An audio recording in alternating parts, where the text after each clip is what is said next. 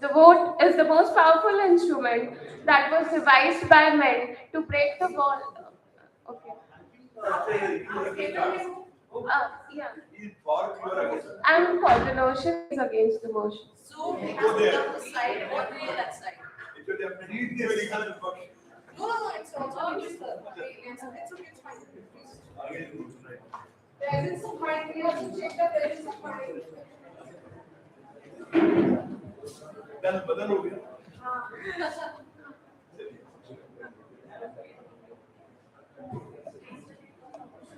People are requested to find remain silence. May I start? May I start? Yes.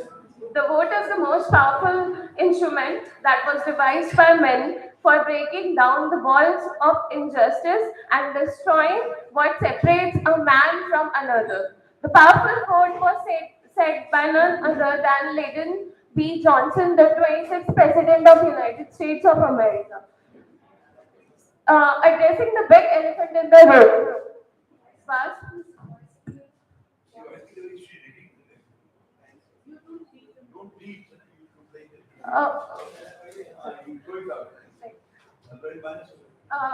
Shall I start again? Yes, you shall start. The vote is the most powerful instrument that empowers men to destroy injustice and break down the walls that separate one man from another. Said by none other than Lyndon B. Johnson, the 26th President of the United States of America. Today, I stand here for the motion of making vote compulsory in India. I belong to state of Gujarat. That was first state that allowed compulsory voting in India, which currently is in hearing at High Court. However, to supplement such an amendment, we have also done a unique experiment recall system. So what happens in a recall system? When few of the candidates who are elected by government under the compulsory voting have there's a mechanism of removing them if they do not perform well. So my voice is echoing. If I'm audible, I would like to speak without the voice. So, in recalling system, what happens when few of the people who have elected the government are not satisfied by the elected government, have the right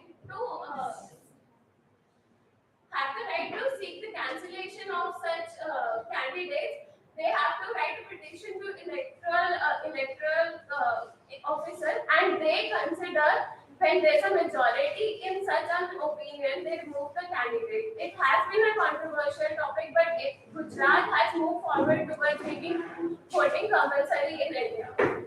Moving forward, I'd like to address that not having compulsory voting also marginalize the views of majority, as few selected people take decision on behalf of the whole of the majority, which may not be true to all. So it is not only people argue that it is a right to not vote, but it is also violation of right of people to have elected government, as few people on behalf of the majority vote and decide who their government will be, which is one of the most important factors in their life, which changes their how their education, their medical, how their life would be. Compulsory voting is definitely not a new concept. It has been from 1892 first, and Belgium was the country that allowed compulsory voting. Apart from that, there are 32 countries which also allow, such as France, Greece, Venezuela, and others, Australia. Also moving forward, I like to base my arguments on legal and jurisprudential approaches. Firstly, Constitution of India under Article 32, which is known as Heart and Soul of Constitution by Dr. B.R. Ambedkar, states that it is fundamental right of every citizen to be protected by the constitutional provision. But we also have to understand that Article 19 clearly specifies that no right is absolute in nature. So, if a person argues that automatically gives the right of not voting is not true. And this statement itself is enough to break the notion that if you're allowed to do something, the omission of same is also your right. For example, if you're allowed to live with liberty under Article 21, if you want to commit a suicide and end up your own right under your personal belief system and your personal rights, that is still not allowed in India. Moving forward, India is a country which is home to 1.4 billion people in the world. So if we decide to suddenly change the system, that won't be permissible, maybe not practical enough, but we take one step at a time, we can move forward. Some of the main suggestion from my side would be firstly amending the constitution. We need majority from both the houses or a consent from the legislative bodies of ours. Secondly, would be promotion of such compulsory voting, because people are not aware what a single vote. We have a universal adult franchise, which means every vote that we cast holds the same value. So we need to make people aware that such voting makes a lot of difference. The voter turnout rate is 90% in Australia, but thank you.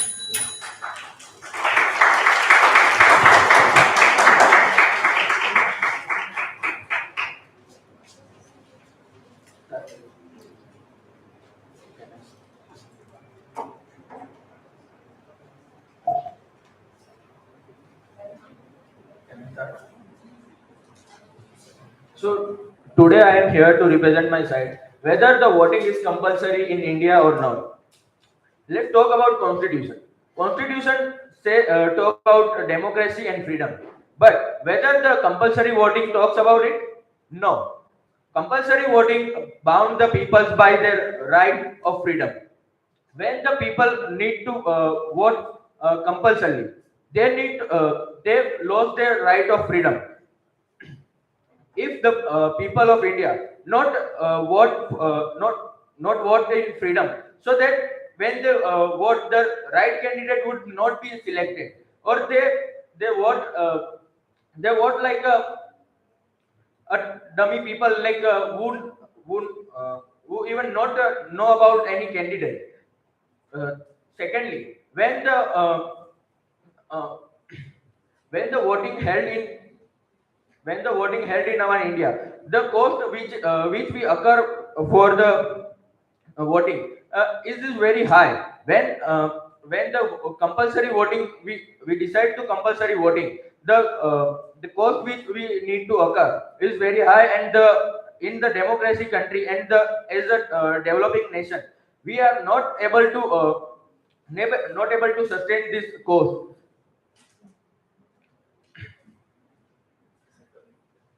In other hand, my partner says, like, my partner says that every citizen need to compulsory vote in India, that I want to say that if the people even not know about any candidate, even their needs not feel full, they, if they not get the better opportunity for the uh, uh, uh, better opportunity for job, whether the compulsory voting is important for them? No, they are concerned about their job, they are concerned about they they are concerned about their livelihood. Not our compulsory voting is important for them. Whether instead of compulsory voting, we need to develop the our technology which provide the people to vote anywhere from India, anywhere corner from the India. That because of that, the people who residents in other states, they can vote in election which is held in their state. Thank you.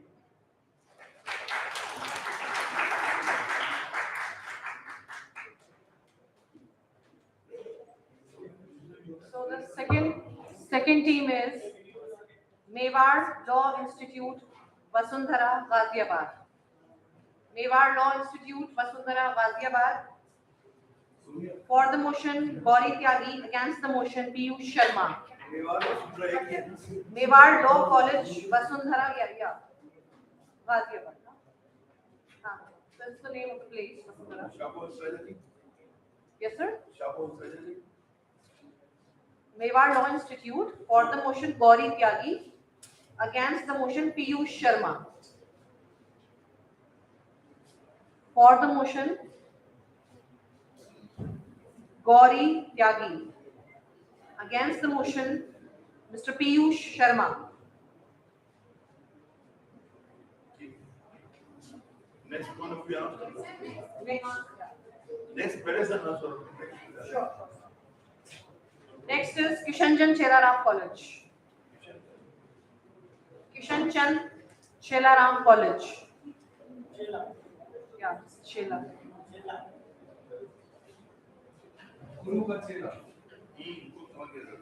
नाम बताओ। For the motion, Shabd Hans Rajni. शब्द है। Shabd, SHABD. शाबो है। Shapo also. शाबो हंस Rajni.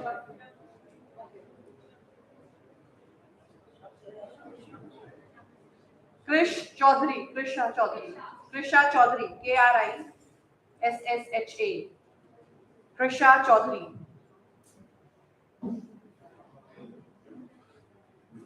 Next time Yeah. फिर answer. ठीक है।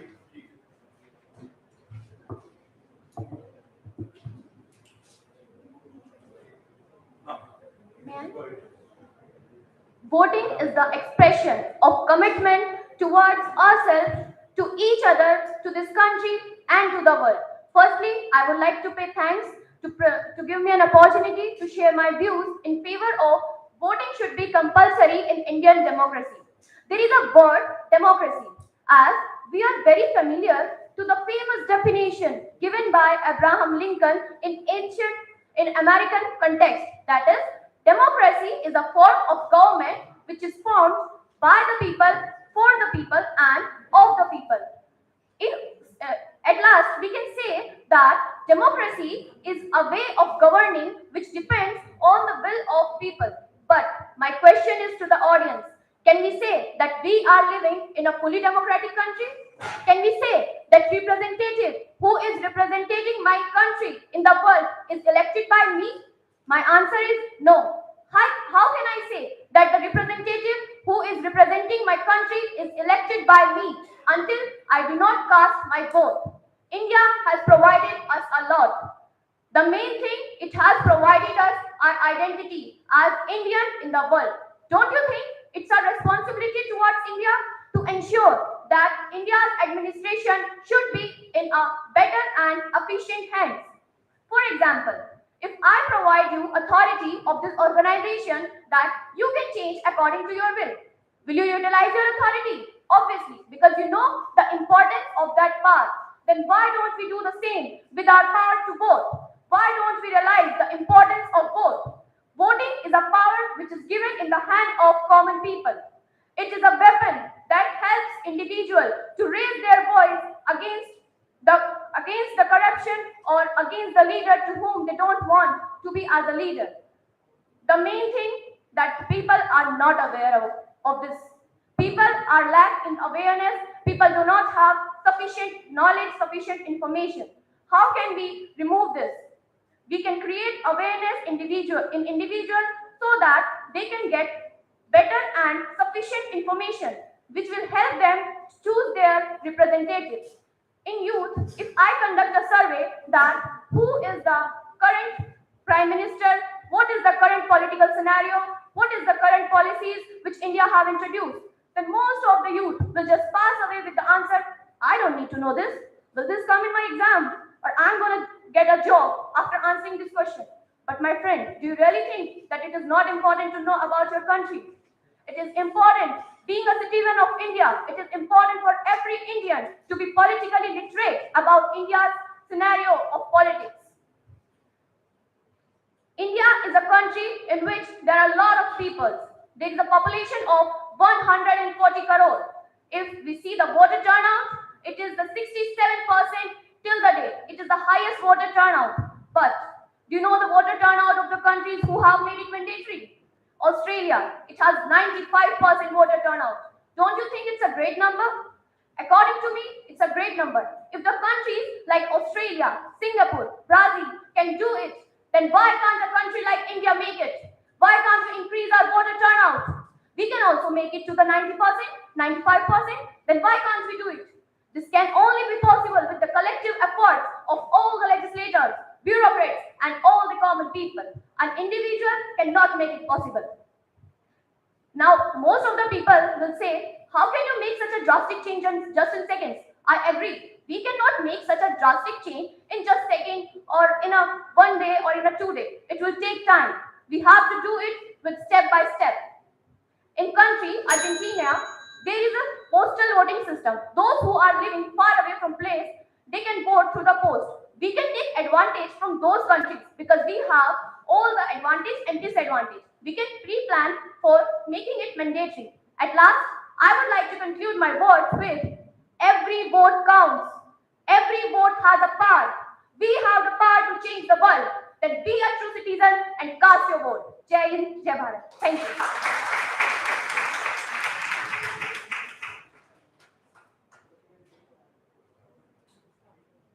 First, first it is necessary. First, it is necessary to understand that what is compulsory voting. It is basically a system in which voters are obliged to vote. Actually, compulsory voting is not a new concept. It was first considered by the Parliament in 1950 at the time of the enforcement of the Representation of the People's Act. But on that time, it was rejected due to the practical difficulties in implementation. Now, there are many reasons why I am saying that practically it is not possible in our country. First, if voting made compulsory, then it will infringe the other rights of an individual, like right to freedom of speech and expression, and many other rights. There are many reasons like that. Other reasons are that it creates a situation of donkey voting, like voters were forced to vote. For example, in Australia, voters were forced to vote because if they don't vote, voters will pay fine to the government. So, when we talk about the voting process, it is basically a concept that a particular voter will fully come out from their home and cast the vote. But when it is forcible, then what is the meaning of bad voting? It doesn't mean, and especially in a country like India, where we set the examples for other countries in the terms of democracy. When we talk about right to vote, itself gives us a right to refrain from voting. That means it depends from person to person or it varies from individual to individual. There are 28 countries in which voting made compulsory. They are Belgium, Australia, Switzerland, and many others. But when we bifurcate these countries, 14 countries are very small countries. 6 countries move from strict to non-strict enforcement. 2 countries, Italy, Netherlands, fully abolished this provision, and remaining 6 countries also think about this. By seeing this bifurcation, it is very easy to assume that if it is not possible in a small country, then how it is possible in a big country like India, where we have a huge population of more than 140 crore people. Now, I am putting some facts, judgments, and committee reports in front of you, which make it crystal clear that it is practically not possible in our country. In 1990, the Dinesh Goswami committee rejected the proposal due to the practical implementation in its provision. In Tarkendu committee rejected the proposal and stated that their compulsory voting is not a way to increase the voter turnout, but there is a need to spread awareness among the people that they willfully come out from their home and cast the vote. In 2015, a PIL has been filed by a person named Shatru Prakash, in which he told the Supreme Court for compulsory voting. But on that time, in response to the court, central government told to the Supreme Court that compulsory voting is a universal adult franchise for everyone, for every citizen, but it is not a duty. And the same thing is mentioned in the 255th Law Commission report. And also it stated that it is compulsory voting is not a provision which needs to be encouraged. At the last, by seeing all these facts and figures, I want to tell or conclude that if voting made compulsory, that it will create problems for us. Actually, when we talk about for unfair practices, we also think about the corruption. There is a famous word for cash for vote is very much prevalent in our country, especially in a country like India where this type of thing is very much.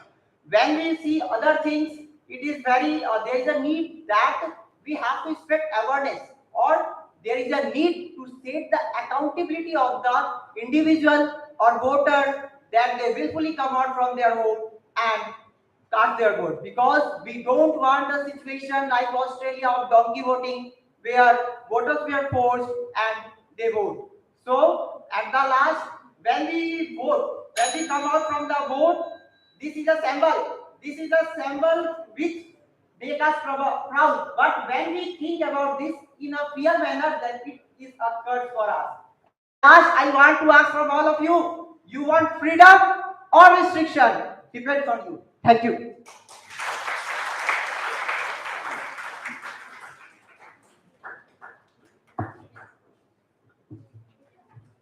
So the third is Kishan Chand Shelaram College. We are going for Kishan Chand Shelaram College. All right. For the motion, it's Shabu. Shabu, yes. And Shabu. Shabd. Yes, sir. It was Shabd. SHABD, not Shab. Then Krisha Chaudhary. So, Chellam or Chelaram? Chellam? Hello, check. all right. On fourth number, it is Meera Mahila B.Ed College.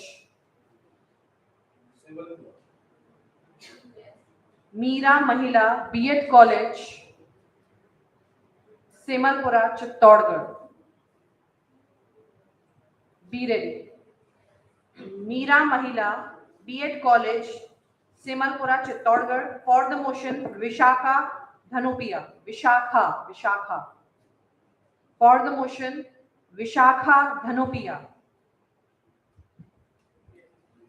Against the motion, Shruti Salvi. Against the motion, Shruti Salvi.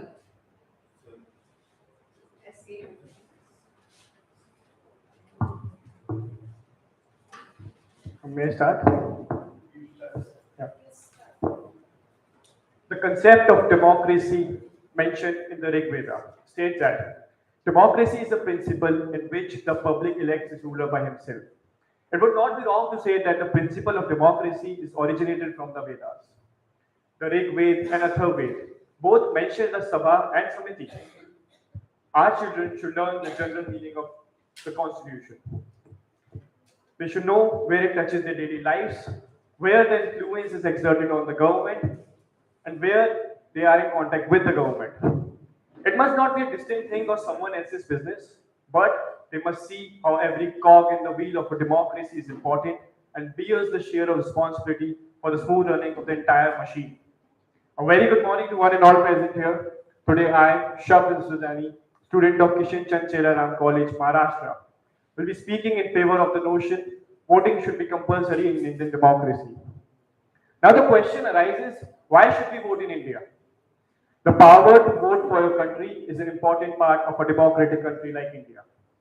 While many in our country are eligible to cast vote, very few are enthusiastic about it. In the 2019 Lok Sabha election, the voter turnout was 67.11%, which was the highest in the history of India. With a positive increase, such a welcome is mentioned.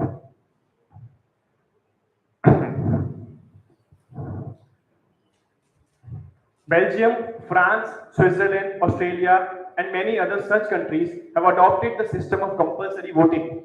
For example, if I say Australia, before the idea of compulsory voting, the percentage of voting turnout was approx 47 to 78%.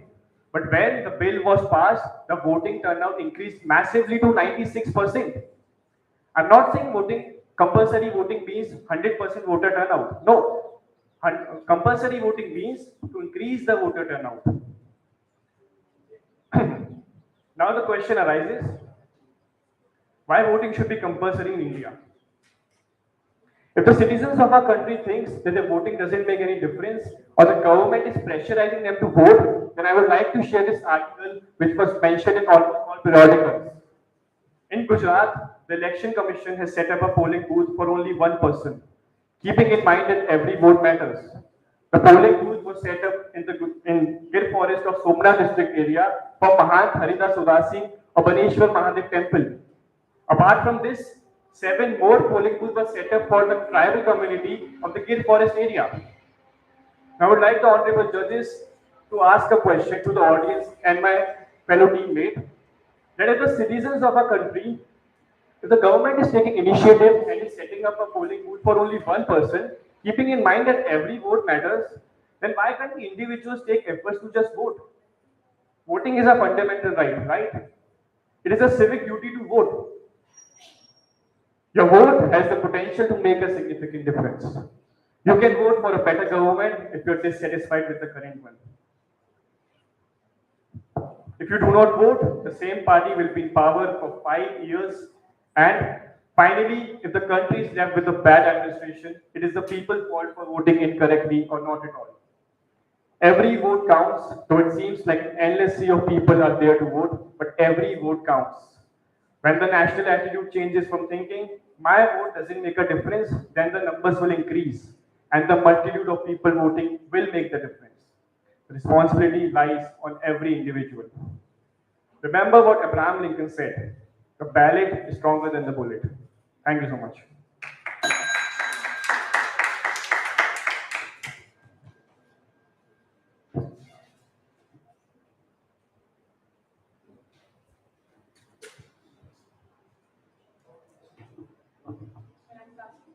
Hello.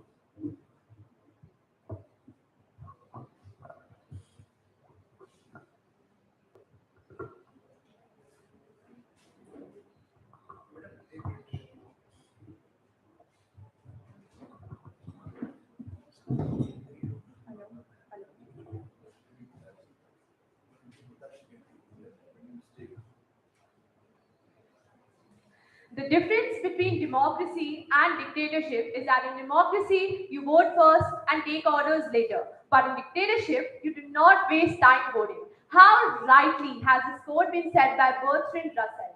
Good morning, one and all present here. This is Trisha Chaudhary from KC College, and I'll be speaking against the notion, should voting be compulsory in Indian democracy? Okay. In the past, there have been 4 times where the idea of compulsory voting has been rejected. 1951 being the first time, 2004 where another private member bill was introduced, 2009 where a private member bill was again introduced but rejected on the grounds that compulsory voting should be voluntary and not coerced. Recently, in 2022, a 3-year-long debate was put to rest as, according to the government, this is an impractical idea and would lead to many legal challenges. In a country like India, the suggestions such as election commission making an authentic list of all those people who did not vote to impose a fine of rupees 500 were not only impractical but would also lead to many challenges. To ask, say, a daily laborer to fill a fine of rupees 500 for not voting, how terrible would that be?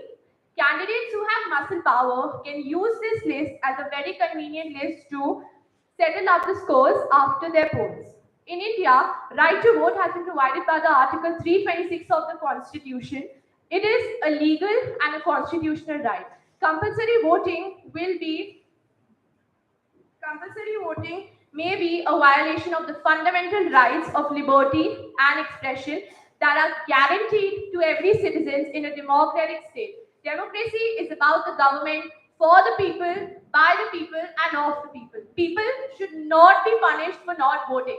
One of the major arguments of compulsory voting that I would like to present in front of my opponent is uninformed voters. Noting that the people who vote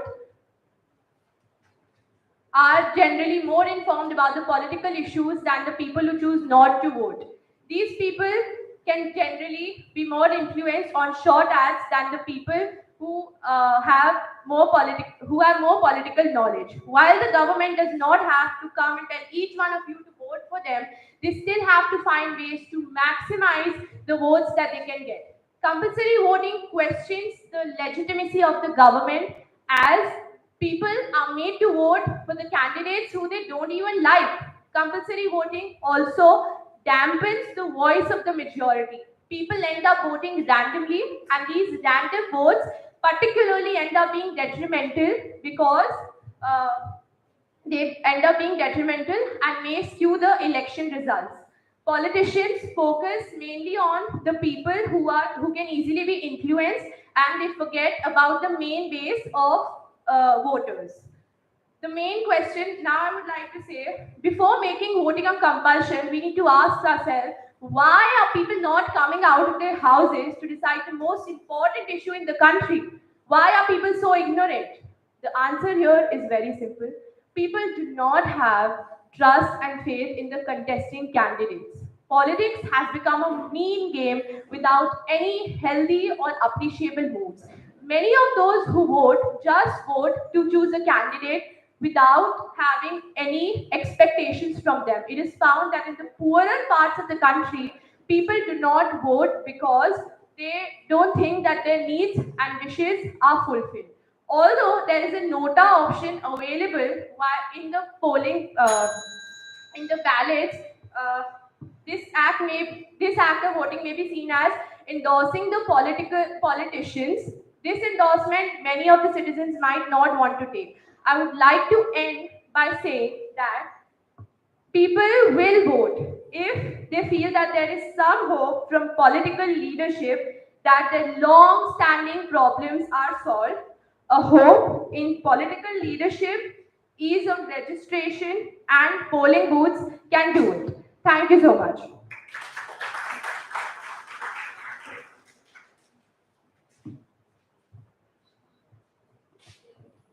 So before I call the next team, uh, we have already mentioned in rules that you are not allowed to take your name and the name of your university.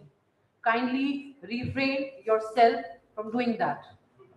You are not allowed to take your name and the name of your university. Please do not do that. With that, I would like to call the next team, Meera Mahila B.Ed College, Semalpura, Chittorgarh.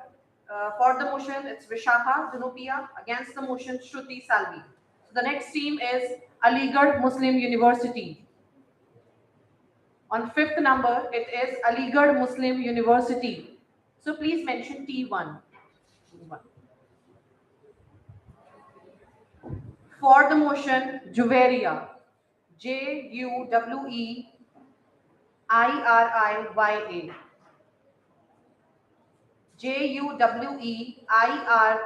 Juweiriya.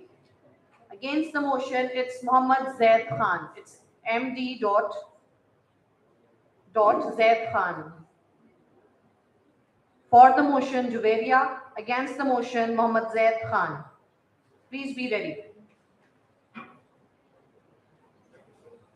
Yes, 3, 2, 1, start. Voting is the expression of our commitment. Voting is the expression of our commitment to ourselves, one another, this country, and this world. A very good morning to Honorable Jury, respected teachers, my worthy opponents, and audience. Today, I stand over here to present my views in favor of the motion that is voting should be compulsory in Indian democracy. Let us first start with what is democracy. Democracy is a government by the people, to the people, and for the people. So by this we can clearly understand that India is a government. So by this we can clearly understand that Indian democracy is a government that is totally driven by the people of India. And for that the perfect way is voting. Voting is the only thing where people use their fundamental right to elect the people or government of their choice. So if we consider of doing voting compulsory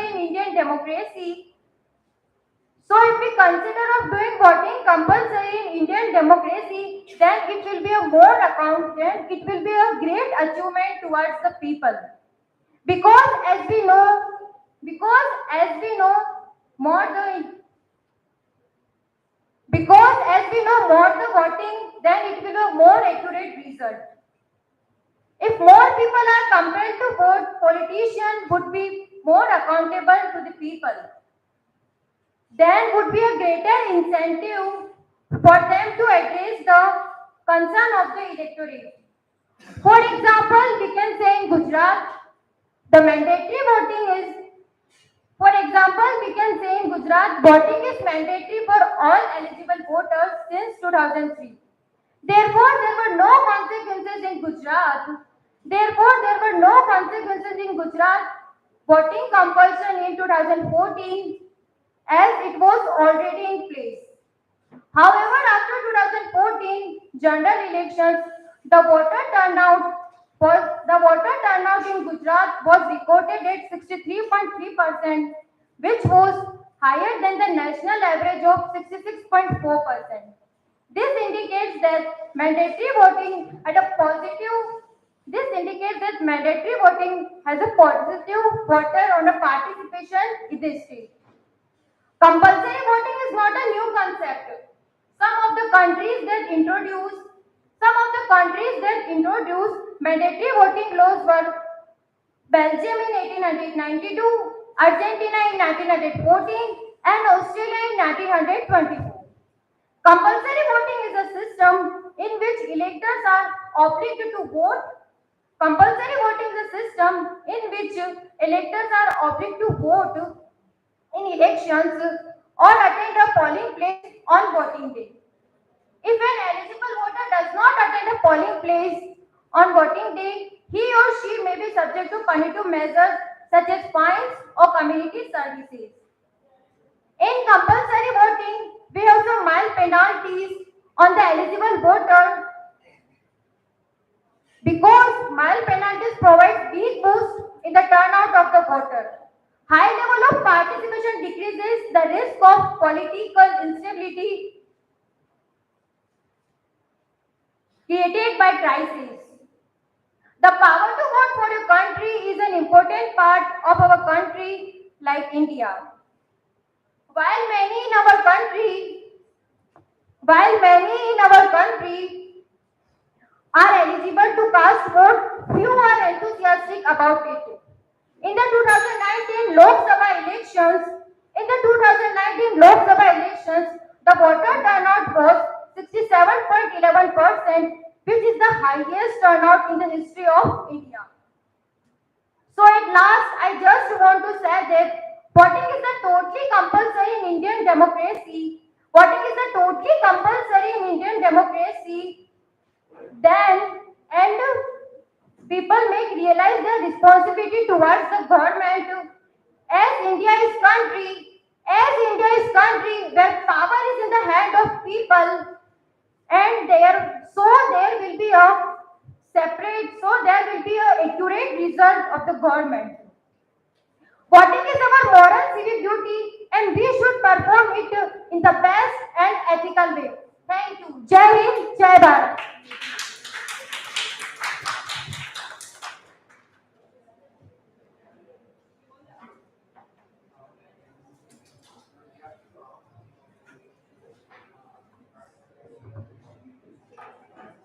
Good morning to one and all present here. Today, I stand over here to present my views in against of the motion that is, voting should be compulsory in Indian democracy. The issue of compulsory voting is the one that has been debated for the years.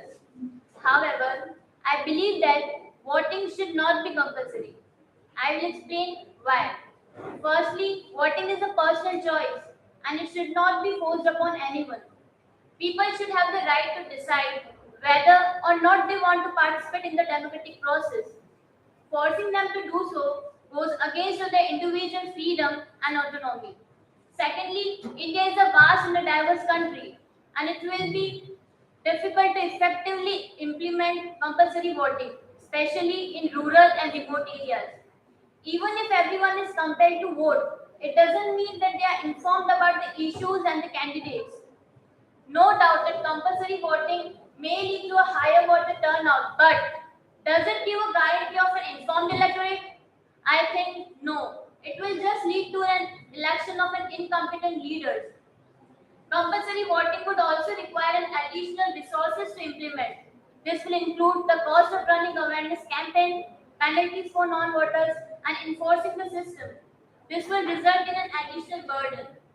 Compulsory voting can also lead to a social inequality because In many cases, penalty for not voting is a fine, and which can be difficult for low-income individuals to afford. In result, people may only vote just to avoid penalties rather than being genuinely interested in the election process. Compulsion will also give an advantage to the major parties over minor ones because people may feel pressured about voting to all the established parties rather than taking a risk on a new individual or candidate because due to a lack of information. Instead of compulsory voting, an alternative approach to promote a healthy democracy could be to make a civic and a voter education mandatory in schools and colleges. As young citizens of our country have the power to shape the future of our nation. This will be a more effective and sustainable way to encourage informed and engaged citizens who are committed to the democratic values. This will lead to a greater understanding of democratic process and the issues that affect people's life. A compulsory subject that focus on the importance of voting would have many benefits for students as well as for the society as a whole by promoting civic responsibility, enhance critical understanding, higher voter turnout. Such a subject would help strengthen our Indian democracy. This will make them understand that voting is just not a civic duty, but it is also an opportunity to shape the future and make a positive difference.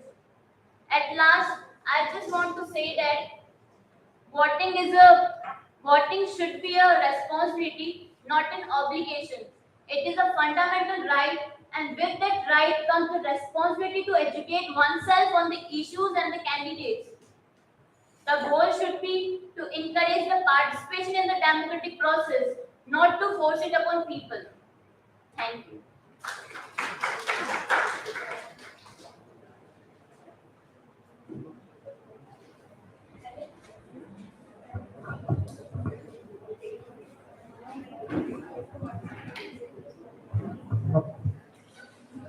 So the next team is Aligarh Muslim University. On sixth number, it's Mohan Lal Gadiya University. Sir, there is a one participant only. There is no team, so she'll not be competing for the team, but she can compete for the best people. Mohan Lal Sukhadia University. So for the motion, it's Surbhi Kanwar Chauhan. On sixth number, it's Mohan Lal Sukhadia University. For the motion, Surbhi Kanwar Chauhan.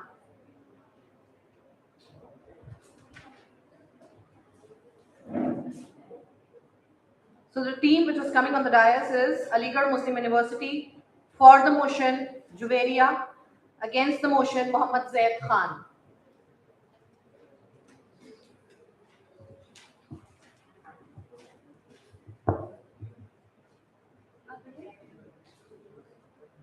Democracy, a cradle of our rights, the mother of all our safeties and securities, and our duty to uphold it by voting.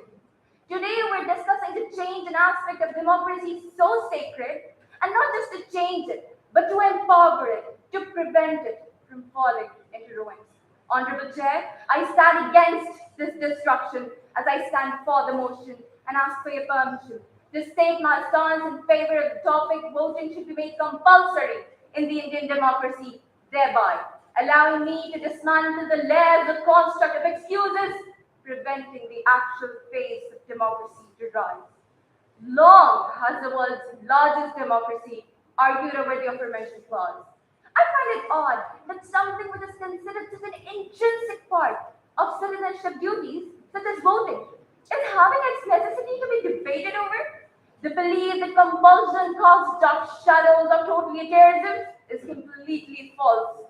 Voting only leads further away from such tendencies. Rather, it is a citizen's most direct resort against such tendencies. Voting becomes all the more necessary for the creation of a political consciousness and for educating the masses, because history remains testament to the fact that never did a voluntary provision yield the same effective results as when made compulsory. whether it be the mandation of age of consent in 2012 or the Right of Children to Free and Compulsory Education Act in 2009.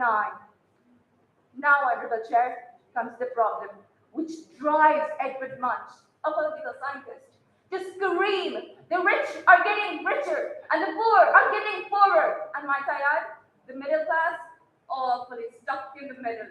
The what is and the buts and all this and all that are all excuses that 47% of this country's population cite as they shy away from casting their vote, thereby resulting in the situation that we stand here today and should be held responsible for. Honorable Chair, if voting was to be made compulsory, this would change. Almost every individual would recognize the power and the worth of their vote, the impact of their existence in the political regime. This scenario would lead to every single individual under the voting statistic of India, which might I remind you is 1/8 of the world's population, to turn up, to cast their vote, leading to an equal turnout, thereby resulting in a complete disenfranchisement of the socially disadvantaged. Let us discuss a question of ethics, of small delays and huge consequences. It can be anything, whether it be the prevention of a theft of a wallet or a homicide. Did your compulsion of emotions as a human have an impact on that situation?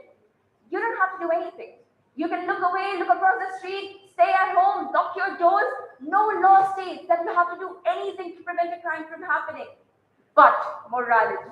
It may not help the victim, but you absolutely cannot stand with the perpetrator. Honorable Chair, the socially enlightened people of the society stand against emotion, citing their laziness and weather conditions as a reason to not cast their vote. They stand as the perpetrator of leaving our democracy the bottom 50% with a rank of 53 in the Democratic Index. Honorable Chair, with this question of morality hanging in the air by a thread, I leave it upon you and I reiterate my stance, taking all the constitutionally aligned suggestions and stated facts into consideration, thereby resulting in this conclusion that we cannot leave India to be the next Brexit, to be the next Trumpism. We cannot leave India to further fall into the ruins if we leave the hand and nation of people who stand with this stance. And with this, I conclude my views. Thank you.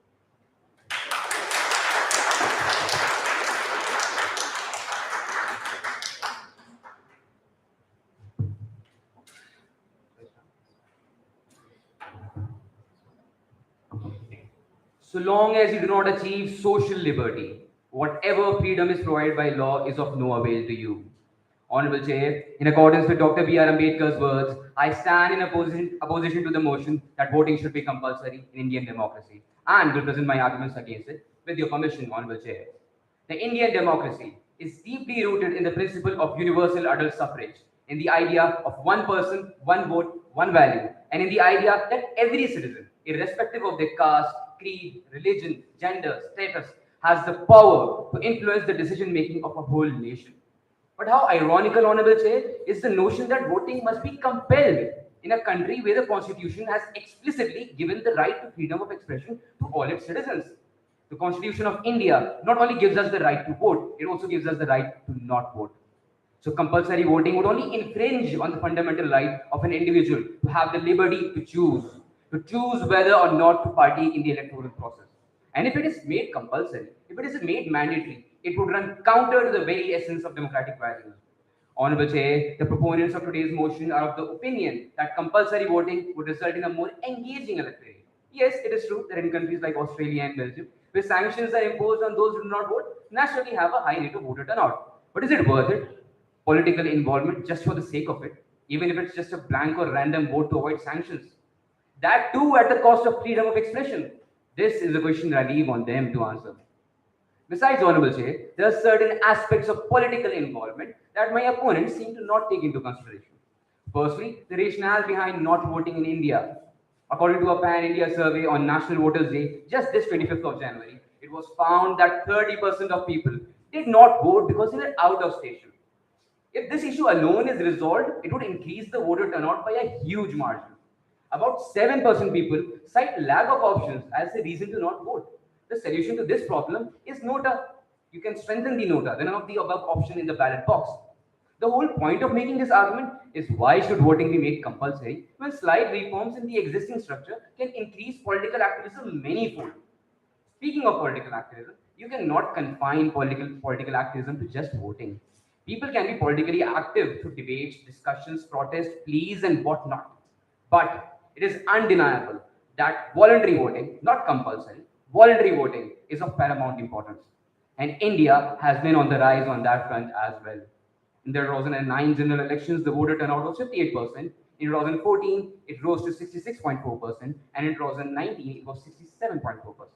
This figure is expected to grow without mandatory voting in place. Now, one might argue, Honorable Chair, that compulsory voting would mean a voter turnout of about 80 to 90%, whereas in contrast, the actual turnout is 67%. To them, I say, haven't you heard the quote, slow and steady wins the race?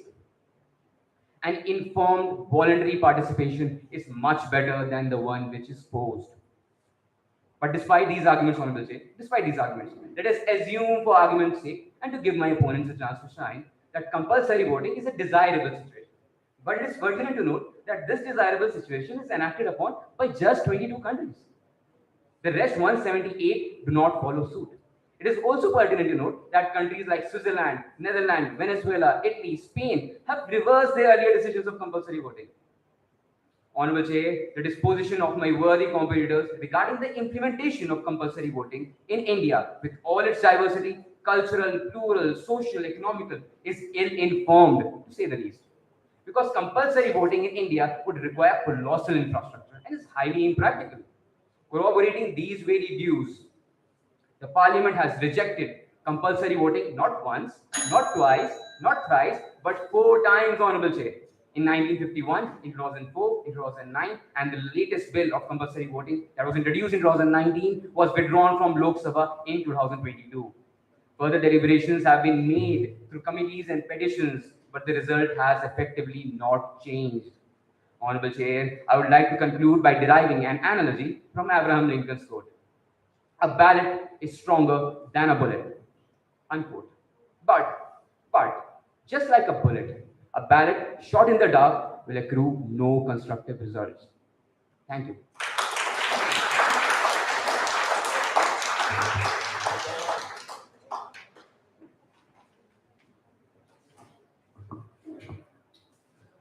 So the next team is Nand Lal Gadiya University. It is not a team, it is a single person from the university. For the motion, Surbhi Kanwar Chauhan. She here, Surbhi Kanwar Chauhan. She's not there. Yes. So I'm calling the one. So on 7th number, sir, it's on 7th number. I request you to leave that column. And on 7th number, it is Vision College of Teachers Training.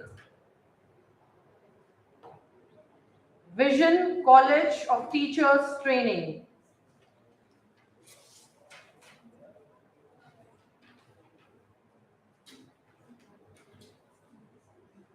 Team is here. Please raise your hand. Vision College of Teachers Training. For the motion, Rahul Bhardwaj.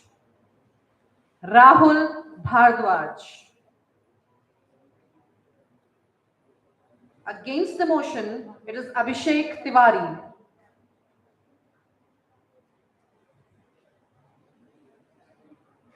Abhishek Tiwari.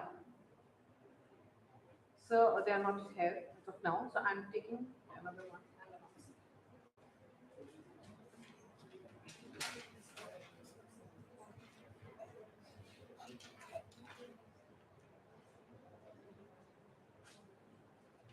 On 8th number, I would like to call Rajmata Vijay Raje Sindhya Krishi Vidyalaya Gwalior.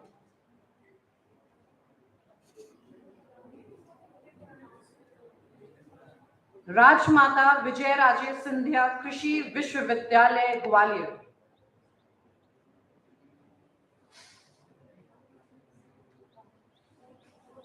It's on 8th number, sir.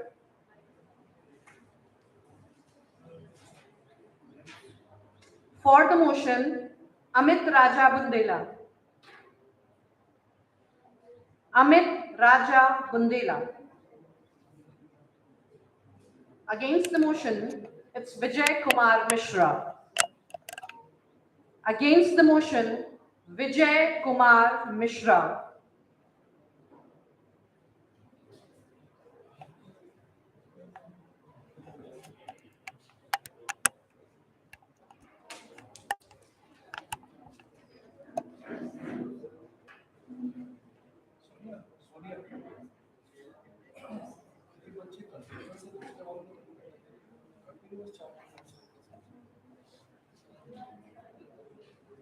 So on ninth number, so they know, so they're not here in the South.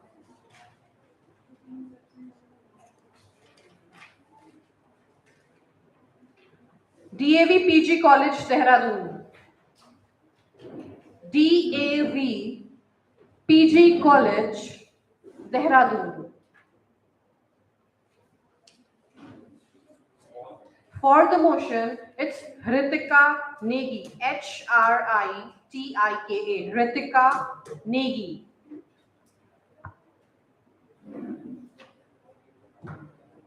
Against the motion, Hitesh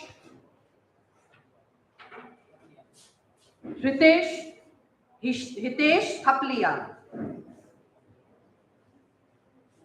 Sir, it's Thapliyal. Yes. Yeah. Thapliyal. Thapliyal. For the motion, Hritika Negi. Against the motion, Hitesh Thapliyal, DAV PG College, Dehradun. Kindly come on the dais.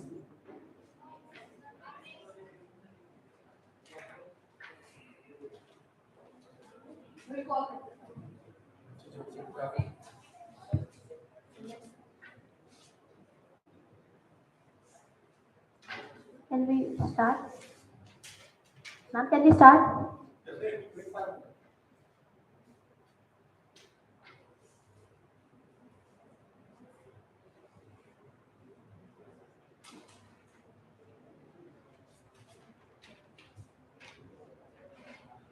So the next is Hyderabad Sindh National College University. Are you people in the house? Raise your hands. All right.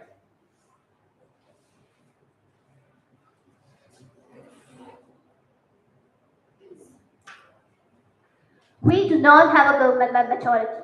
We have a government by the majority who participate. These contemplative words by Thomas Jefferson, the founding father of America, perfectly addresses a major loophole in Indian democracy. Good morning, one and all present over here. Today I stand before you all to speak for the motion because I strongly believe in the compulsion of voting in Indian democracy. Let us start from dig deep into the meaning of democracy, which has been derived from two Greek words, demos, means people, and kratos means part, like a fix, a system where the people are at heart.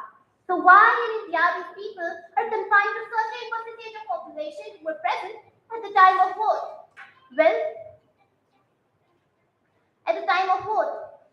the majority, moreover, the winning team got the majority of 37% of the vote.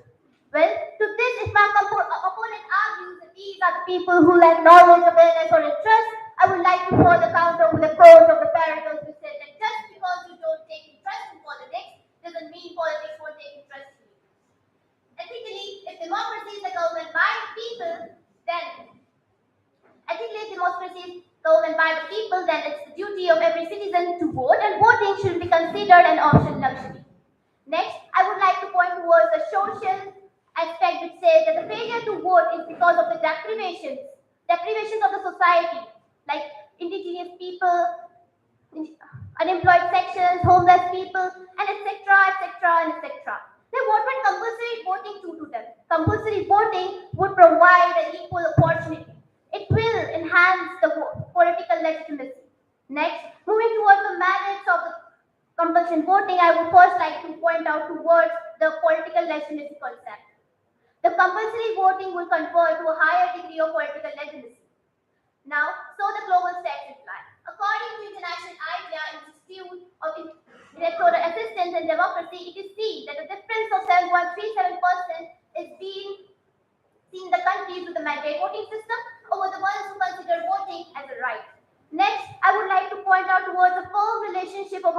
possibility that has been found in the countries like Australia.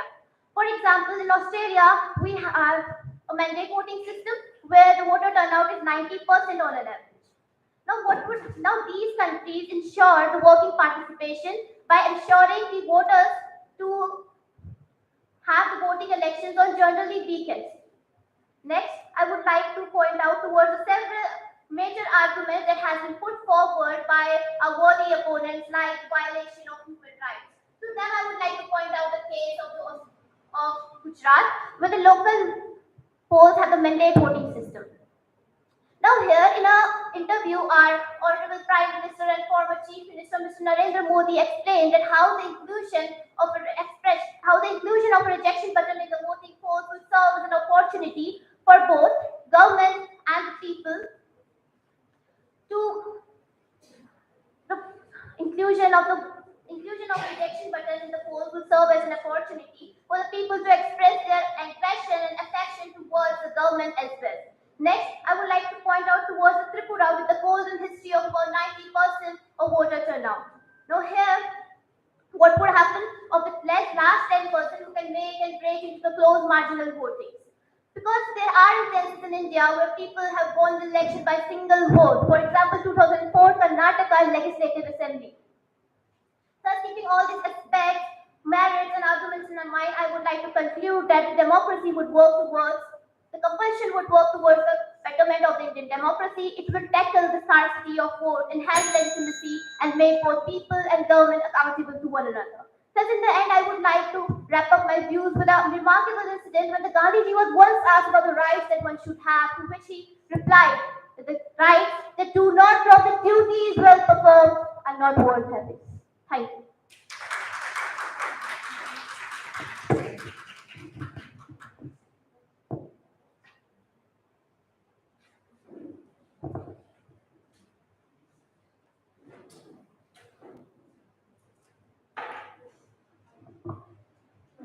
I'll start on the count of three. 3, 2, 1. To give victory to the right, not bullets, but peaceful ballots only are necessary. These words by Abraham Lincoln clearly describe the power of voting in a democratic setup. As we all would agree that voting is the most powerful tool in the hands of the citizenry. However, I still do not agree with this proposition that voting should be made compulsory in Indian democracy. Now, there are several arguments to support my stand. Firstly, the very idea of compulsory voting goes against the notion of individual choice and liberty, as the right to vote also includes the right to refrain from voting. The right to refrain from voting. All liberal democracies of the world consider an individual to be a rational actor who seeks to fulfill only his own self-interest. Thus, enforcing compulsory voting on him also is an undemocratic idea. I will also like to say that even the People's Representation Act of our Constitution considers voting to be only a right and not a duty. Thus, compulsory voting is not only illiberal and undemocratic, it is also unconstitutional, all of which my worthy opponent has chosen to ignore. Secondly, compulsory voting will also have an adverse effect on the quality of representatives being elected, as in the case of Australia, where the concept of donkey voting was witnessed, where when people were forced to vote, they voted for the candidate whose name was on top of the candidate list. This phenomena undermines the legitimacy of the electoral process. It will also further lead to vote buying and electoral corruption in the country, and thus I do not support the idea of compulsory voting in the country. And I don't understand what is the need for compulsory voting in our country when the voter turnout is increasing at every single election. Recently, in the state assembly polls held in Tripura, we saw nearly 90% voter turnout. And still the speakers in proposition to this motion claim that compulsory voting is the need of the hour. Now moving on to my third argument, in which I will address the practical difficulties involved in implementing compulsory voting. As per the Dinesh Goswami committee that came in the way back in 1990, implementing compulsory voting involves practical difficulties which makes it impossible to implement. Now I know that the speakers in favor of this motion have pointed out several countries where compulsory voting is implemented. However, they failed in pointing out the difference in population between those countries and India. And it is not just population, but also the sheer number of elections that we have in our country that makes it difficult to implement compulsory voting.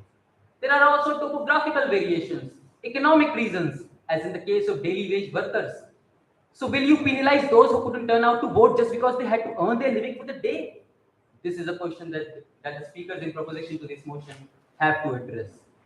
Moving on, I would like to say that the whole notion that compulsory voting will lead to an increase in voter turnout is false. As a study conducted by the Institute of Electoral Assistance and Democracy pointed out, that the difference in voter turnout between those countries with compulsory voting and without compulsory voting was a mere 7.37%. We also have the example of Brazil, where voting is mandatory, and yet in 2018, in its general election, 30 million people did not turn out to vote way back then. I would also like to say, lastly, I would like to put up a question before this House. That what is the need of compulsory voting in our country? What is the aim of implementing compulsory voting? If the aim is to increase the public participation in the electoral process, as it should be, then compulsory voting is not the solution. To give you an example, when the government of India wanted to increase the gross enrollment ratio in schools, did they make attending schools compulsory and penalize parents who failed in sending their kids to school? Or did they launch policies like the right to education or Sarv Sakhiya Abhiyan or programs like midday meals in schools to attract kids? Therein lies the answer. To increase public participation, what is needed is programs to spread civic engagement and public awareness in the country, and not implementation of compulsory voting. Thank you.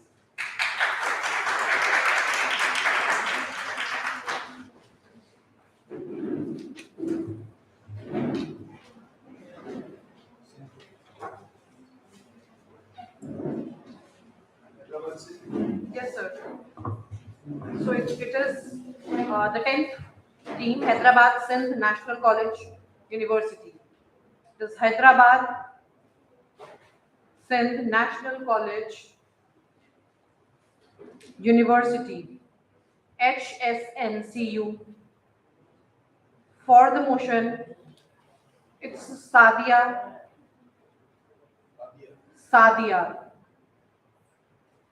Against the motion, Prerna Suresh. Hello. Against the motion, Prerna Suresh. So the 11th team, it is the RNB Global University. Please raise your hands. Hello. RNB Global University. RNB Global University. So it is the same case that they will not compete with the teams because there is a single speaker. So they'll compete for the best speaker. For the motion, Rani Pandey. For the motion, Rani Pandey.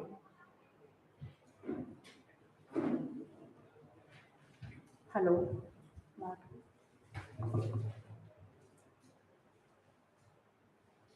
Should I start? Start? One. Against the motion, Sadia? I'm for the motion. Sadia? Yes. Yes, in favor. 1, 2, 3, start. India is the mother of democracy, and democracy is made only by people's efforts and opinions. Even though we say we are the largest democracy in the world, is it the most efficient?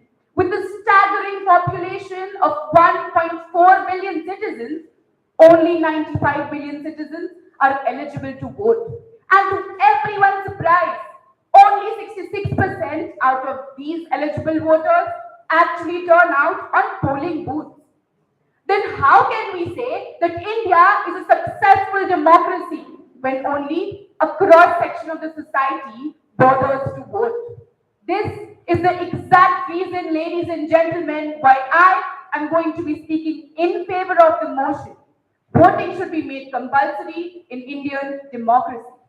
Now that I've just highlighted this pressing issue, it is just as important to understand that every problem has a solution if critical thinking is applied.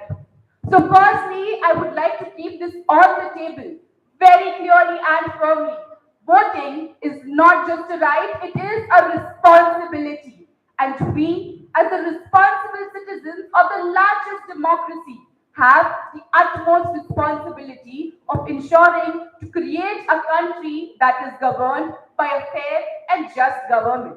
A government which will formulate policies and provisions which are beneficial to every section of the society, ending the discrimination. I would like to ask a question to my worthy opponent and everyone sitting here. How can we move towards the goal of creating a politically, economically, and most importantly, a socially unified India when most of our citizens don't even exercise their right to vote? This sheer negligence and ignorance, my dear friends, is the reason why we see such poor turnouts on election days. I firmly believe that compulsory voting is the solution to this problem because making voting mandatory will ensure that each and every citizen of India plays a significant role in creating the democracy. Under Section 62 of the Representation of the People Act, it is said that every citizen above the age of 18 is entitled to vote. However, it has been seen that encouraging the citizens to vote is not enough. It should be a mandate in order to fructify the seeds of democracy.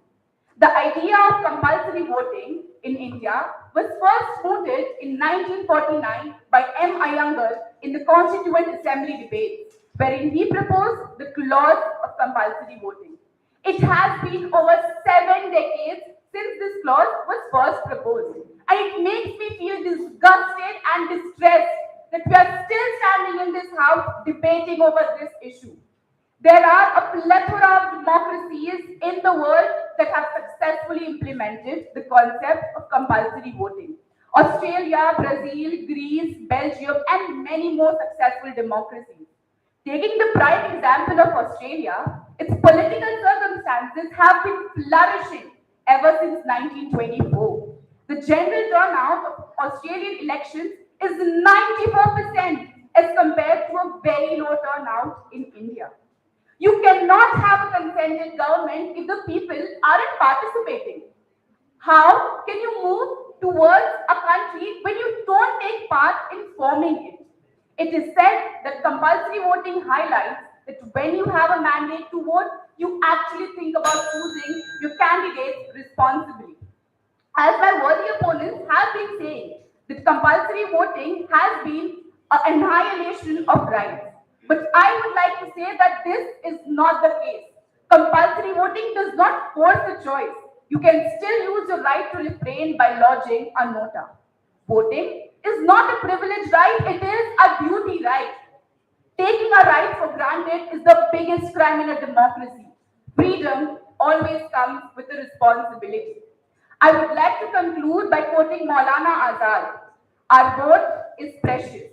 It is the most powerful non-violent tool we have in a democratic society, and we must use it. And in the words of Barack Obama, there's no such thing that the vote does not matter. It all matters. Jai Hind.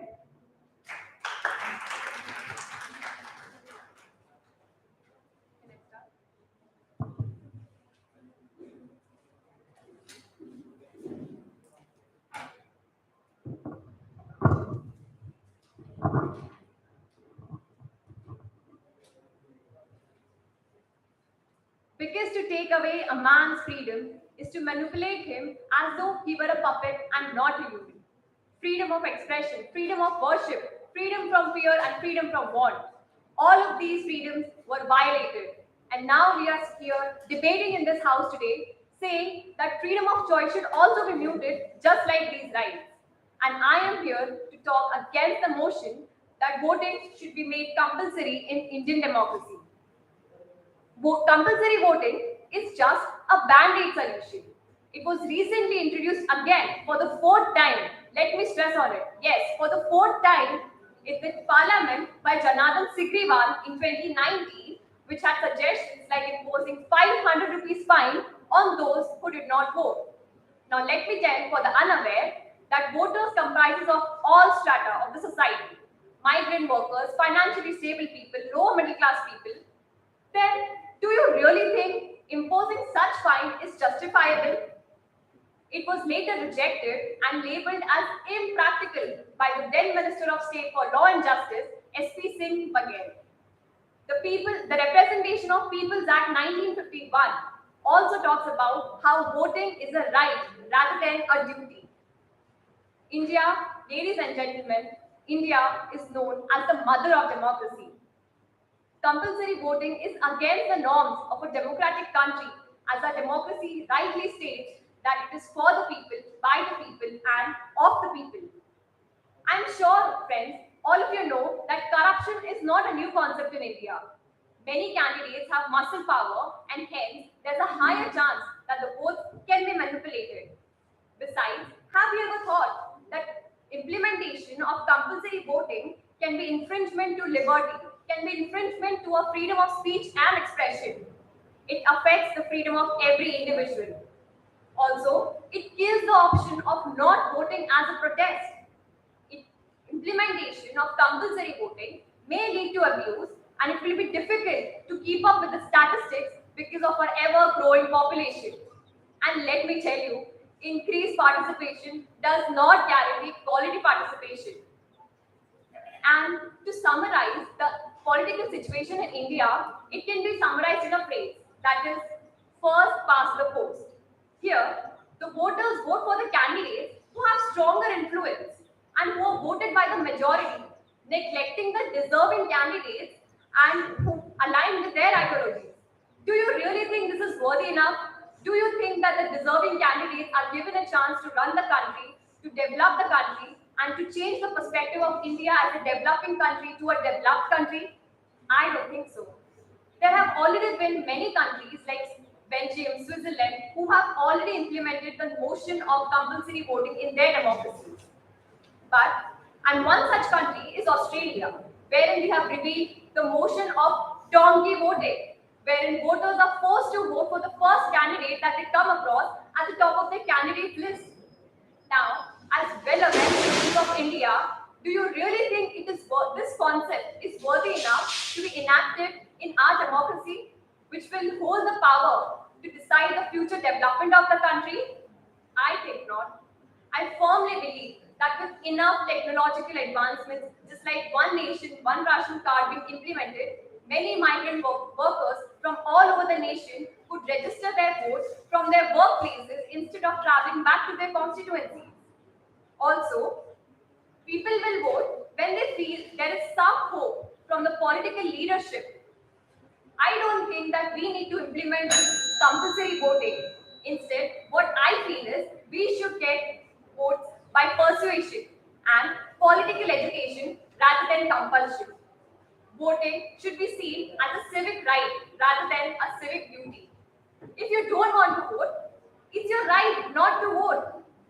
So let us all strengthen our roots in politics rather than implementing compulsion. Thank you, Jai.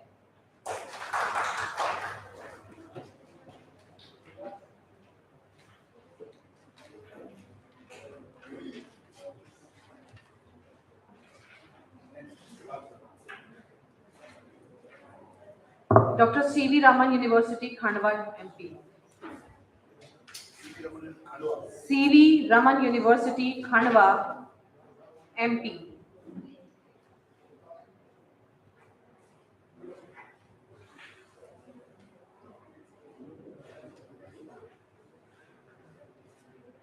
For the motion, Devarsh Vaidya. Devarsh Vaidya. Against the motion, Yashasvi Singh Parihar. Please wait. Yashasvi Singh Parihar.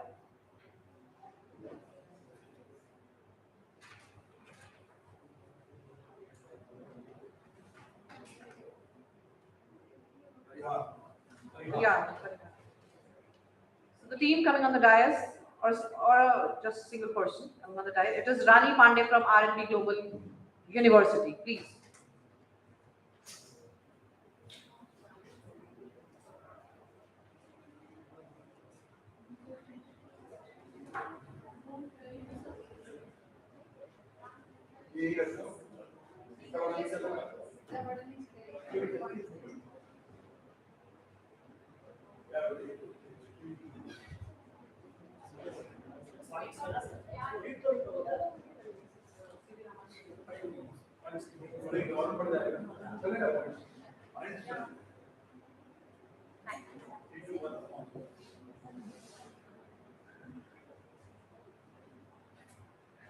Not having enough time to vote is cited as one of the most common excuses by those who do not prefer going to the polls.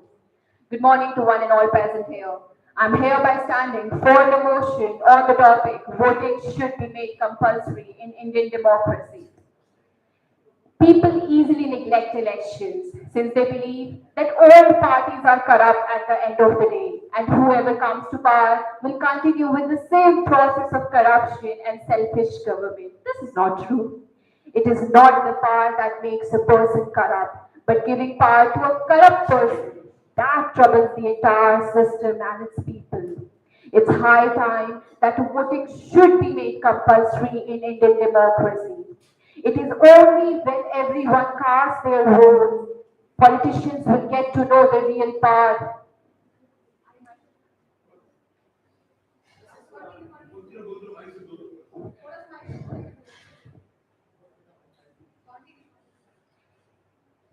It's high time that voting should be made compulsory in India. It is only when people cast their votes, politicians will come to know the real power of common men. We complain about the fact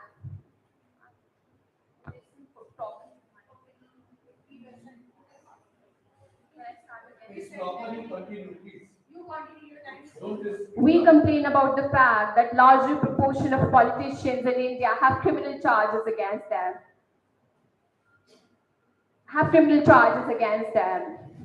It is not the charges that were put on them after they came to power. It is clear that a wrong and undeserving person was voted to authoritative posts. Who do you think is responsible for this, my dear audience?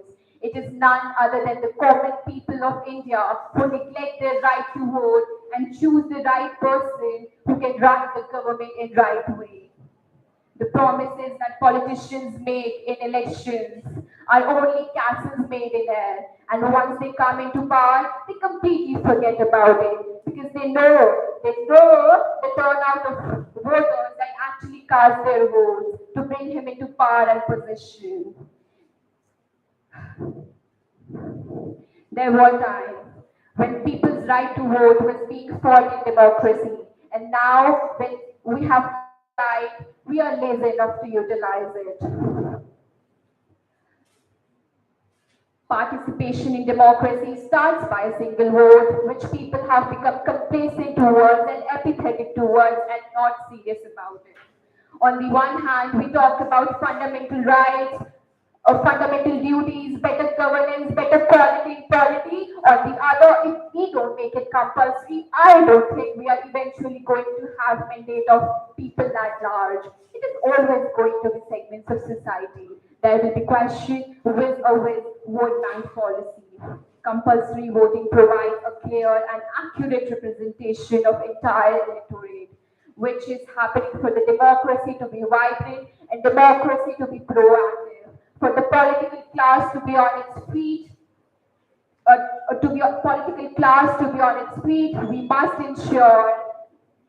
we must ensure that voting should be done by each and every section of the society and their representation, which would lead to more stability, legitimacy, and increased voting turnout.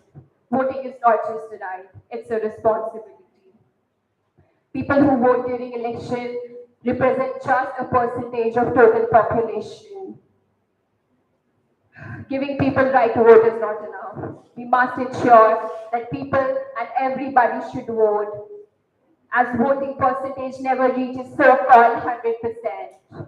At the end, I would like to say that that ignorance of one voter in democracy impairs the security of all. Every vote matters. Thank you, Jai Hind.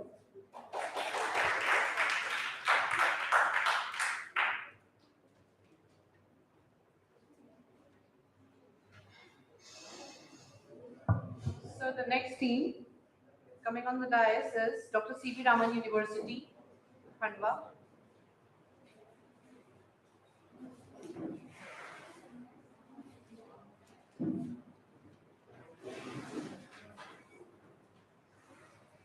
C.V. Raman.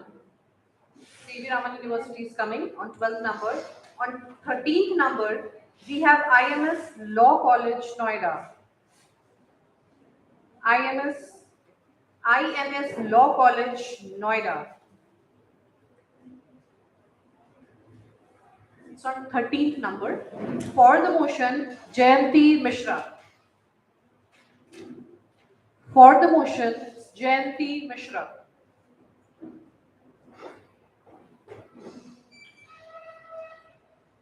Against the motion, Manish Kumar Jha.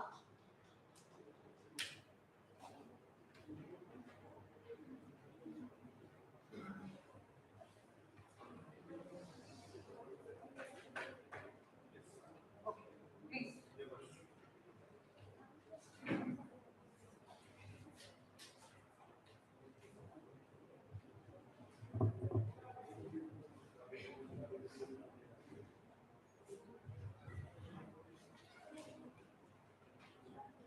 In a democratic country, people have the right to select and elect their representative as a leader. Democracy means the government for the people, by the people, and of the people. In Indian political system, the people are superior and have the freedom to elect their leaders through voting. In the India, the democracy is indirect democracy as sovereign socialist secular democratic republic. As a sovereign socialist secular and democratic republic as a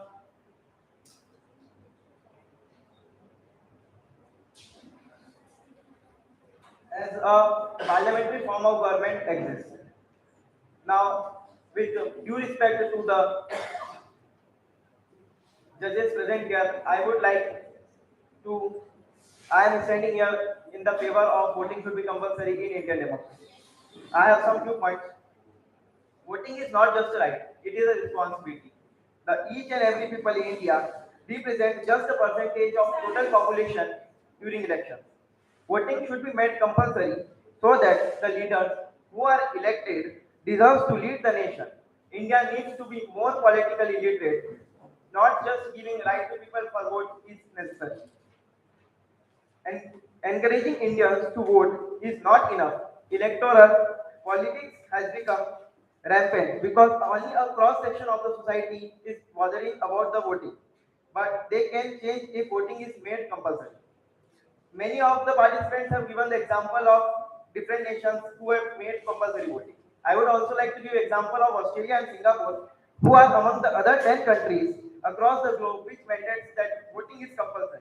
If India wants to rival them in the growth and development, so the legislature and bureaucrats must have the courage to initiate voting should be compulsory in India. Indian voters need to become more involved in the electoral processes.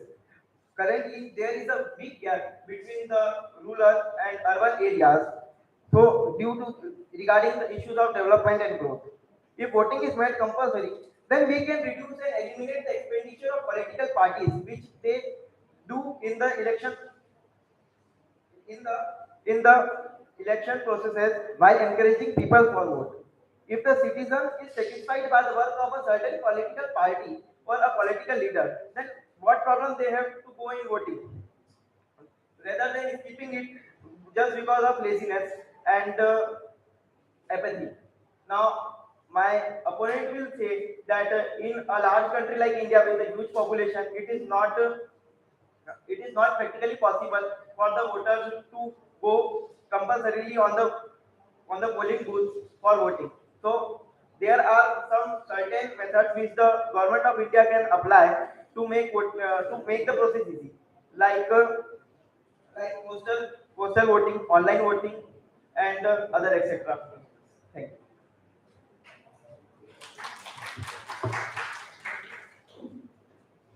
Take this opportunity to transform yourself from potential victim to protector. Let us start taking responsibility of our own self and of those around us. Because if not us, then who? And if not now, then when? I am hereby standing here in the opposition of the topic if voting should be compulsory in Indian democracy. Voting is our right, but we can't impose or restrict anybody for doing voting on a necessary basis, and we can't compensate anybody on that basis. Tell me to cover a fine of 500 rupees to a daily laborer who only earns 600 to 700 in a month. Is it? Are you feeling it will be a practical approach to applying our nation? Practically, if we see the population ratio of our India, it's been 1 crore 40 lakhs. And if we apply compulsory voting, are you feeling that the favorable condition that need to given to a voter is happening in that India? That is not happening basically. The mostly elections were happening in the summer and a warm climate, and that is it's been so insensitive to the people. The person who are standing line for 6 hours, 7 hours, they're standing so long, but you're not providing them the favorable condition. It's been so much, you're not even providing the water facilities and other things. My opposition take the point that the compulsory voting should be initiated the the right leaders come. Are you literally feeling that we have so much free system in our democracy? We can on the present scenario, we are voting on our basis, on our choice, and on that time the capable leaders who are the bright leaders are not coming, and when we are compulsory, we are necessarily imposed to give vote. On that time, are you literally feeling the leaders who are literally can make difference can come on that time? And we take the point of Australia and Singapore, such a big countries, but if we see on the population basis, that is so incompatible. And in the time, like the population of India is so much higher than, but in Singapore or the Australia having so much less population, it's comparable to the Mumbai of our nation. And if we compare, so we need to provide facilities to the person for voting. The another, if I goes to the general election of 2019, when when we have to re-elect our Prime Minister Narendra Modi ji, the voting ratio instantly got high, 67.14%, because people vote when they feel there was capability in the person to vote.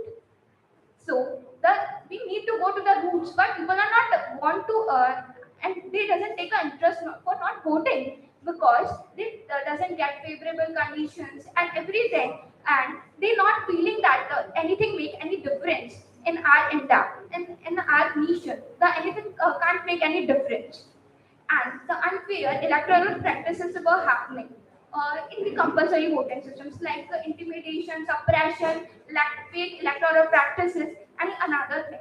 And one thing I want to address in our nation, the primary thing by the social media, the actresses of 60s and 90s, they were come as a candidate, as an eligible candidate, and in compulsory voting system, if they are going to stand with the person who are eligible candidate but not having so much name and fame, on that time the chances of winning of that famous celebrities are more higher than the person who was so eligible. So this is the thing. And lastly, I want to conclude that we need to make change. Progress can only happen when the change is come on our hand, and change can only happen it begins to us. And if we want to change, we need to think about our nation. Jai Hind, Jai Bharat, Vande Mataram.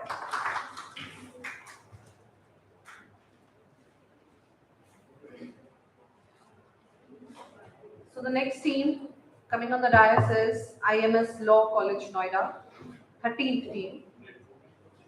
Is that done, sir? And the 14th one is Arni University, ARNI University.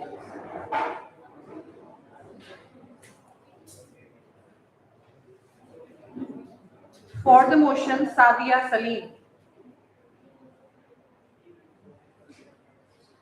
For the motion, Sadia Salim. Against the motion, it's Esha Salaria. It's Esha, ESHA.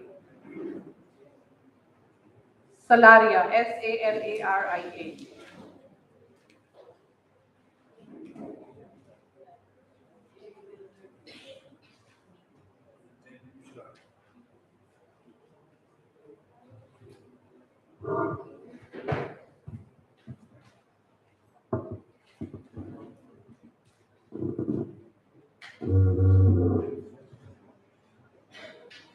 Three, two, one.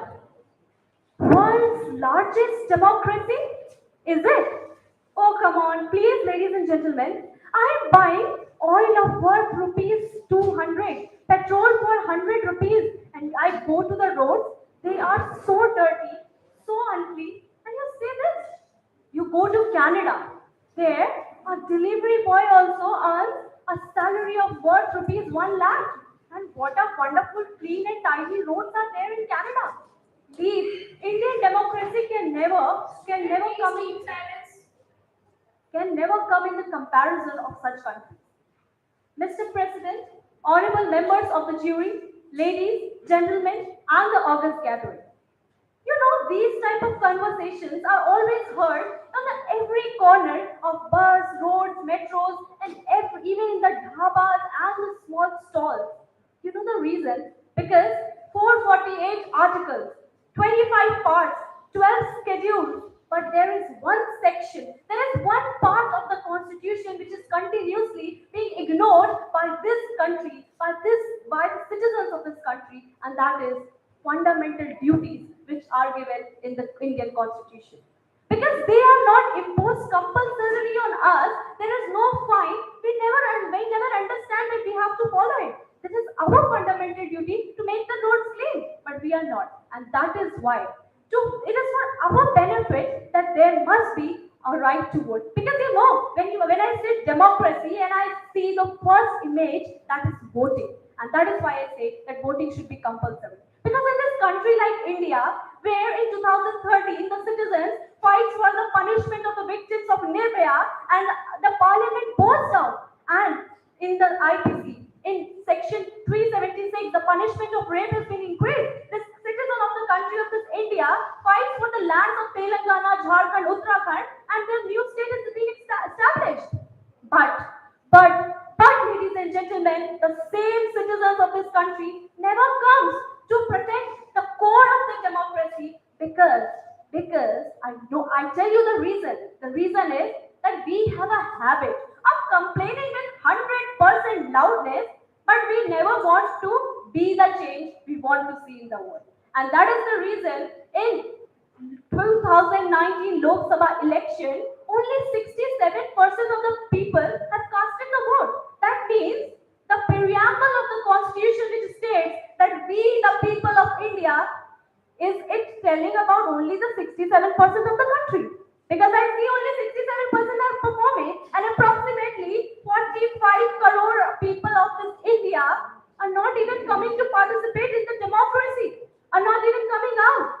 And I tell you the reason. That is why I want, because in this country where the population is 140 crore and Oxfam India says that only 1% of the country holds the 40% of the wealth, I say there is something hidden secret which is not allowing people to come out, and that is the fear. That is because people take it for granted. People never understand that they have to come out. I tell you the reason. That is why I want the compulsory voting. Because you see, when I tell you wear helmet, you never do that. But I say there is a fine of 5,000. On the very next day, Ladies and gentlemen, you see, not only one person, but the two people sitting on the same bike are wearing helmet. You say shopkeepers to don't sell the polythene bags, but they never understand. But if you impose a fine of 1,000 rupees, it is completely stopped from the very next day. There are the things like urinating on the roads and spitting on the bus, and you have a fine. So that is why there is a reason I say, because you see, listen very carefully, ladies and gentlemen. I want to say that when you don't wear helmet, you take one life. You take two lives. But when you don't cast a vote, you take the life of whole country, you take the life of whole democracy, and that is why the voting is very much compulsory in this country like India, which is very rigid mindset. Because applying this compulsory voting, Australia has shifted its 60% of voting in 1922 to 90% of voting every year since 1925 to 2022. And then it has imposed the compulsory voting. Compulsory voting will solve the problems of third gender, sex workers, which with the fear don't come out to cast the vote, and they never understand. And that is why I want compulsory voting. Thank you so much.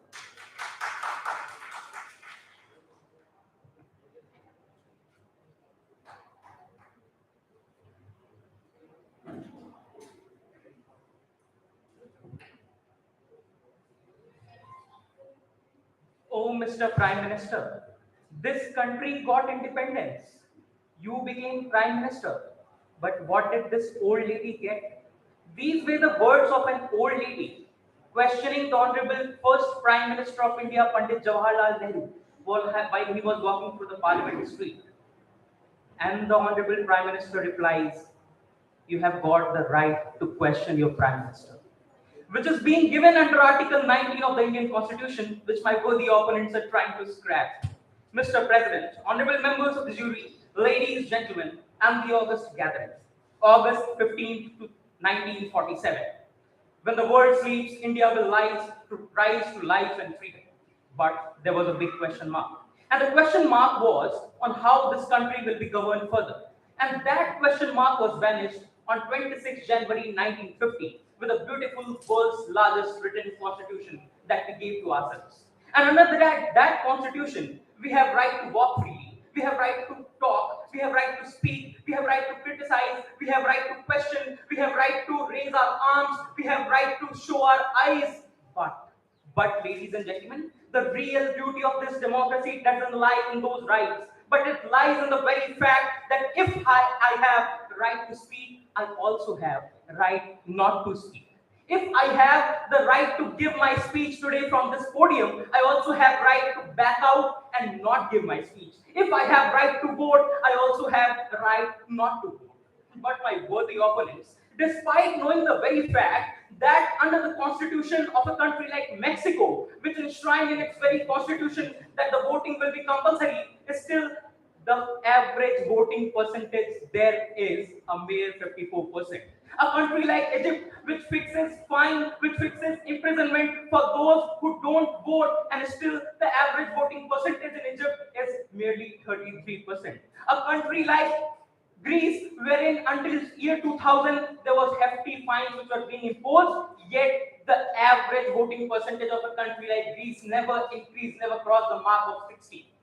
Despite knowing the fact that out of 22 countries which have enacted the laws of compulsory voting, only 10 have been able to compulsory enforce it, to implement it.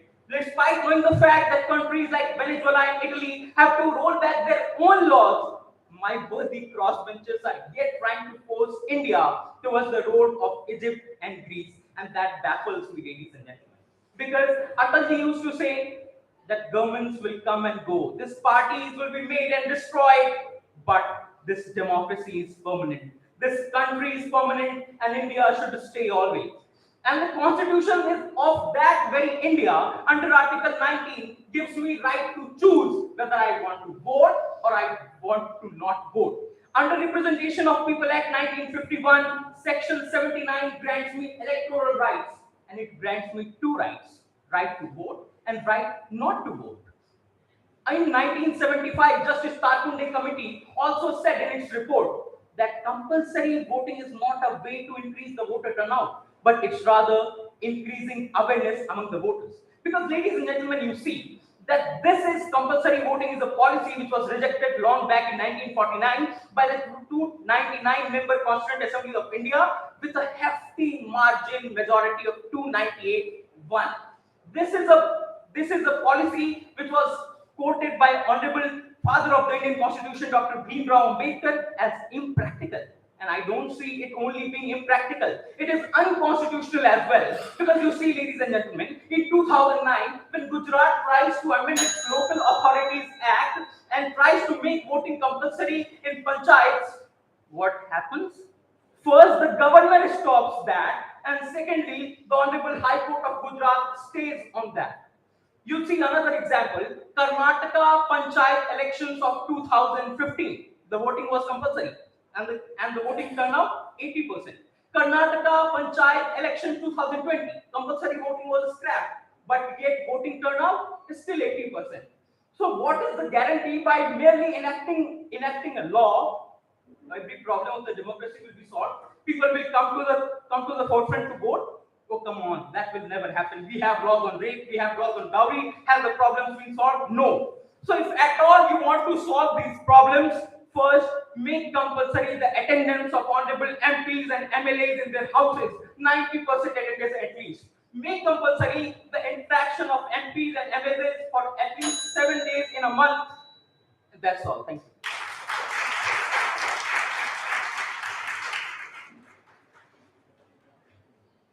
So the next we have Ernie University. It's on 14th place, and I'm announcing the university after Ernie University. It's Govind Vallabh Pant University. Sir, it's GB Pant University. GB Pant University?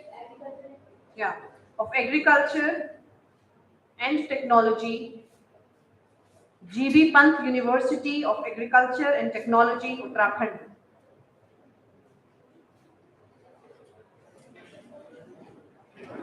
For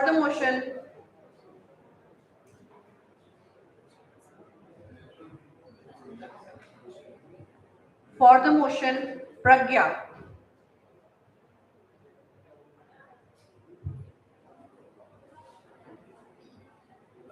Against the motion, Gaurav.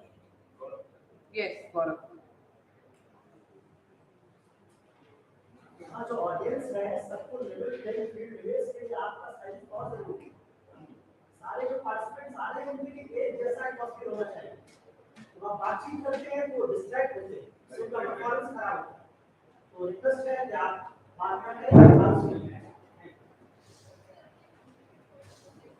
Andy University, please take the dais.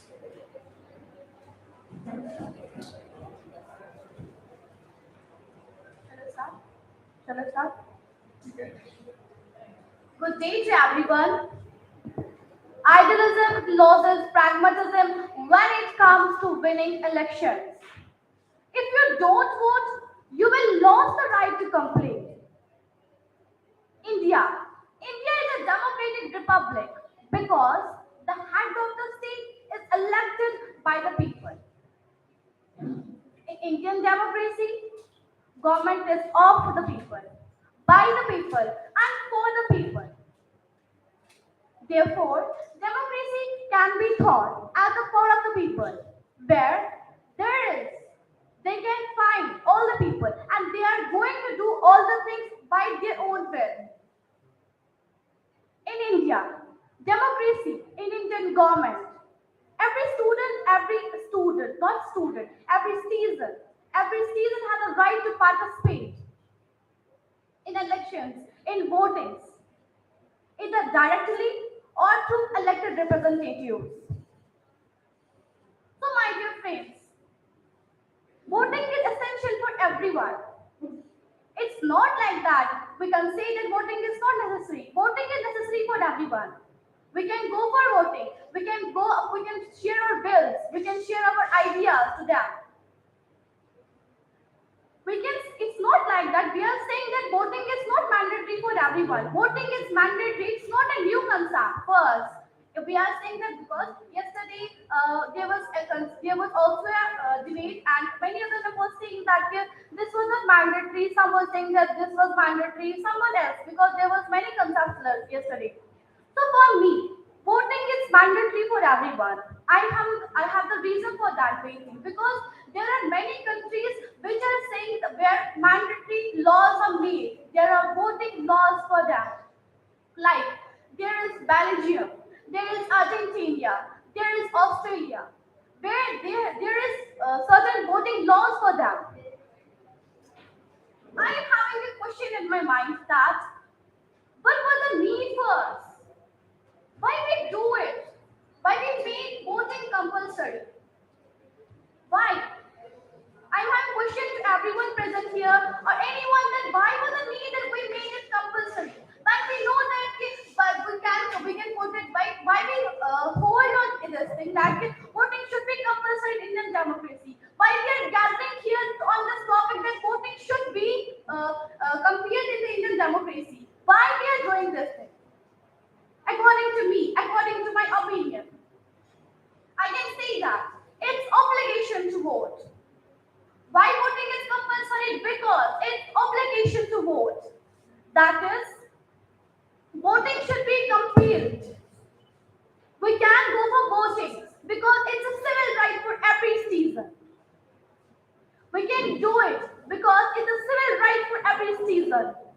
Every citizen should go for that very thing. Once I read in a book, and in this book, there was mentioned a line, and that line is I just remember this thing here. The line was we should go for voting because this is mandatory for every citizen. Because when we are choosing our leaders, they're not representing them there. They're representing the whole country there. They're not representing like they are not distributing. They are not distinguishing themselves. They are not distinguishing the other people on base of religion, on base of caste, on base of creed, on base of anything which they are doing that very time. Compulsory voting system encompasses all the people there. Therefore, if we talk about the compulsory voting, it's a civil right for every citizen. Every citizen has a civil right to go for voting. Only that, if we will exercise our right, if everyone will exercise this right, only then we can say that this government is of the people, by the people, and for the people. Thanks for a nice day. Jai Hind, Jai Bharat.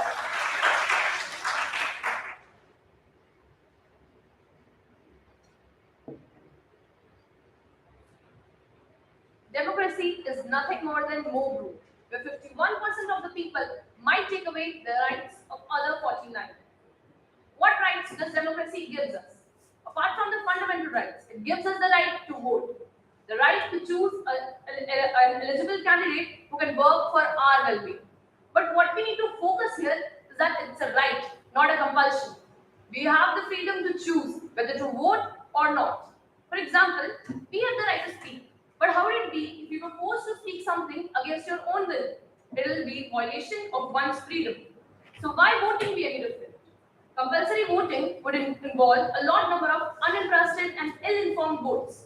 People will feel compelled to vote against their own will. They will vote even if there is no candidate that they prefer or like, or no issue that they're interested in. This can do more wrong than right. As John F. Kennedy said, the ignorance of one voter in democracy might impair the security of all. Unwilling voters will affect the votes casted by the willing voters. This will not allow sensible policies to be made. Like, for example, the willing voters with proper discussion and proper study of the candidates would have selected a candidate to cast their vote to. But due to compulsory voting, many uninterested and ill-informed voters casted their vote to any random candidate, or they have come under the influence of some party members at the time of voting. So this will affect the result, and ultimately the willing voters would also be very dissatisfied. This can also give rise to propaganda, where at the time of voting, many party members would be sent just to manipulate such ill-informed voters.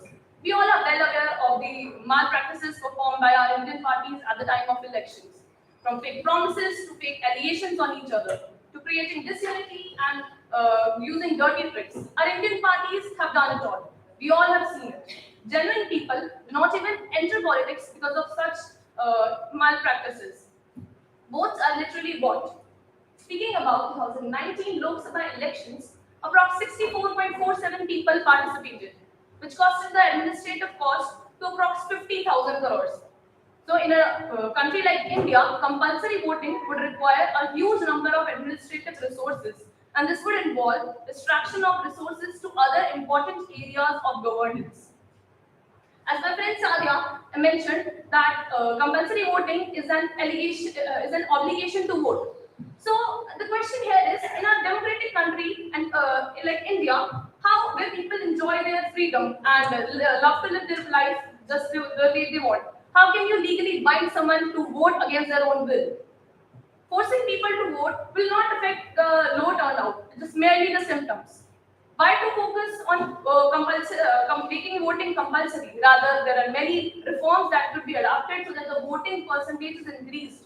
People should find it necessary to vote and they should willingly vote so that the votes are genuine. Many educational campaigns and voting awareness campaigns could be set up. The voting areas could be safer so that people don't find it so that people don't find it safe to vote. Many of these reforms could be adopted rather than making people forced to be vote. I conclude by saying that voting should be a right, not a compulsion. It will be only for those who find it a responsibility, not for someone who's compelled to. Thank you.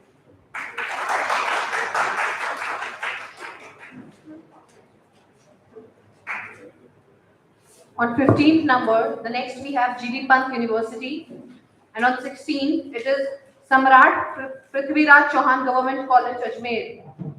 Please raise your hand.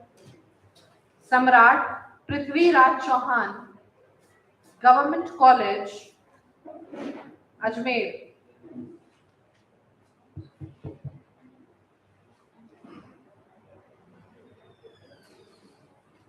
For the motion, Priyanka Bhatt.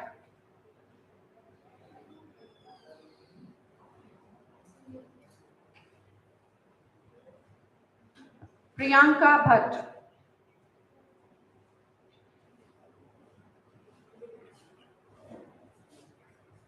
It's Jayavardhan Singh Shaktawat. Against the motion, Jayavardhan Singh Shaktawat.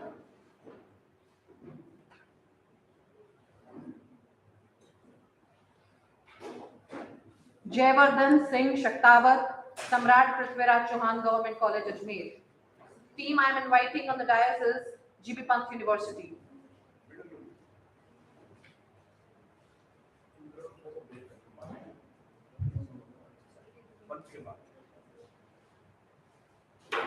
So there is an announcement. Is there anyone from like Hindi teams? Anyone here?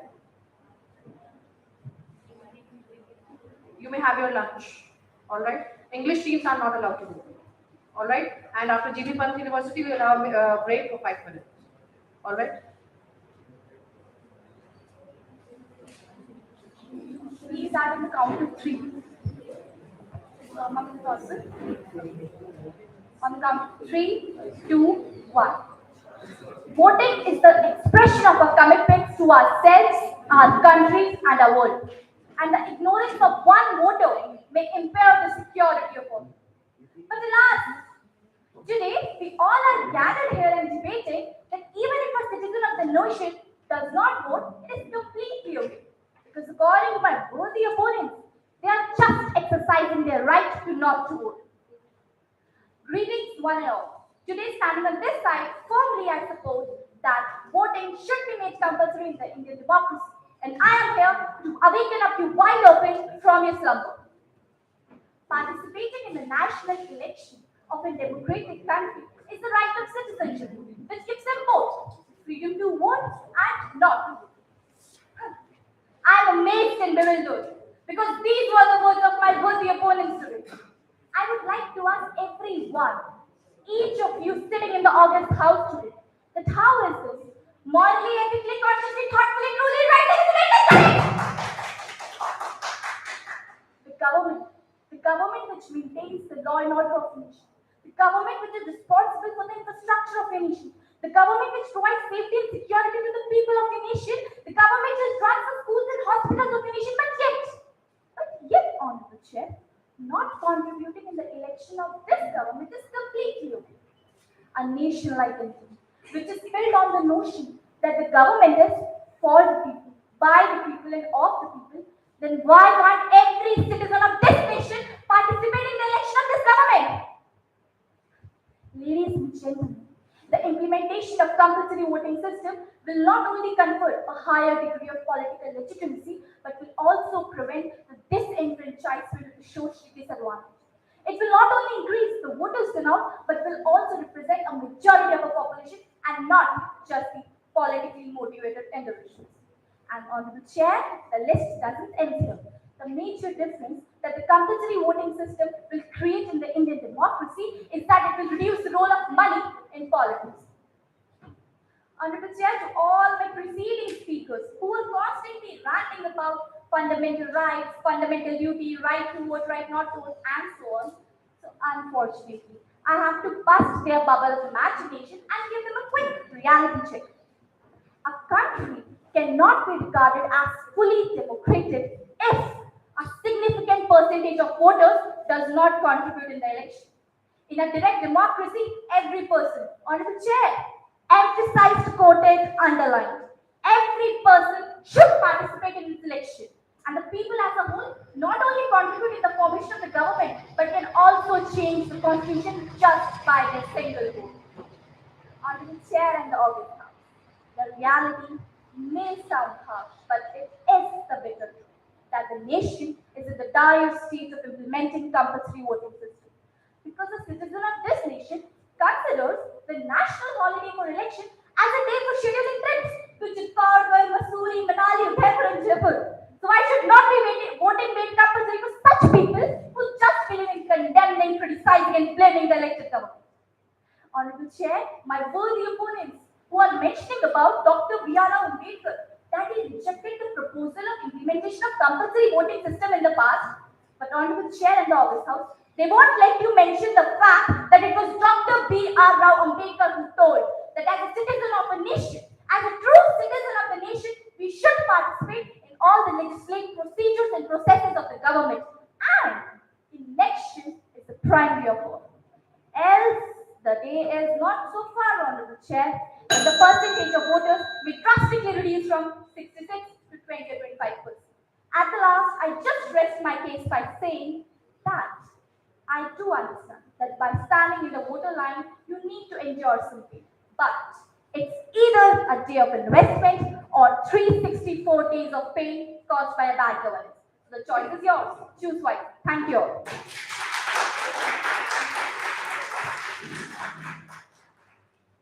On the count of 3 to 1, I'll be starting. Am I audible? 3, 2, 1. I wish to see India, where the mind is without fear and the head is held high, where the knowledge is free and the world has not been broken up into the fragments by narrow domestic wars. But today, in this August Assembly, my fellow opponents are trying to create fearless India, but with compulsions. They are trying to raise India, but with compulsions. They are trying to break the narrow walls of India, but with compulsions. And they are trying to make democratic India, but with compulsions. A big round of applause for all of them.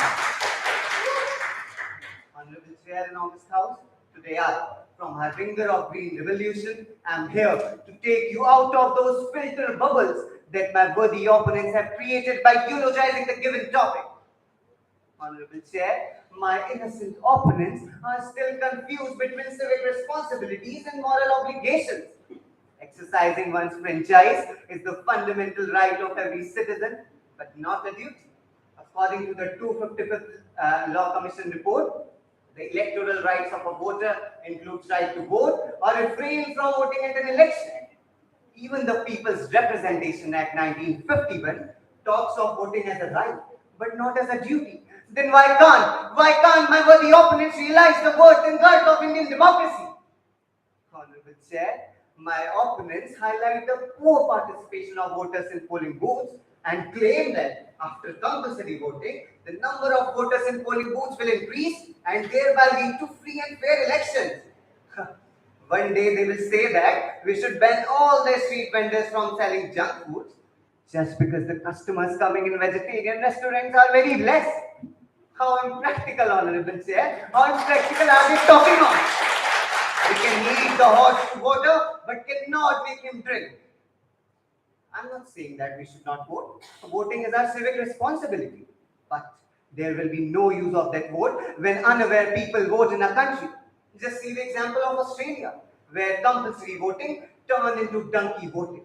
What will my one day's useless vote do to the country if in the next 364 days I won't do anything fruitful for my country? It's not simply a question of you and me. It's also not a question of winning or losing this debate. It's a question of that daily wage worker who can't even afford missing even a single day in his workplace. He would probably don't know who runs the government. He would probably don't care who wins the election. He just wants to go out of that polling booth and get back to his workplace to earn a living for his family. And my opponents talk of compulsory voting. How will India, who can't even provide the minimum basic education and healthcare, penalize 80 millions of voters? Look at that India, when Indira Gandhi was the Prime Minister and population control became a serious issue. Then government ran a mass sterilization campaign. Till when the campaign was voluntary, then the system was fine. But as soon as it became a compulsion, it led to repercussions in the minds of people. They were scared and started retaliating. And the result? Collapse of Indira Gandhi's government in next election. History is the witness that whenever compulsions are tried to enforce in Indian democracy, then people themselves came to stand against that system, and my worthy opponents are trying to befool the citizens of 21st century. If you want to make anything compulsory, so make compulsory education in every nook and corner of India. If you want to make anything compulsory, so make compulsory ration cards for all. And if you want to make anything compulsory, so make at least one day's meal for those who sleep with empty stomachs. Honorable Chair, if Indian democracy is under failure due to the present flexible voting system, then those millions of land must have starved to death. This huge country must have burned into turmoil and scattered into fragments. But contrary to it, India is still pleasing, inspiring, exciting, growing, succeeding, thriving, which is the testimony to disprove the allegations of my worthy opponents. This is no time for ill will or petty and destructive criticism. Let's aim high and dream big. Let the phrase compulsory voting turn into civic responsibility, where every citizen votes by his own choice and elect a suitable candidate. Let the democracy to be a democracy and not an autocracy. Thank you all.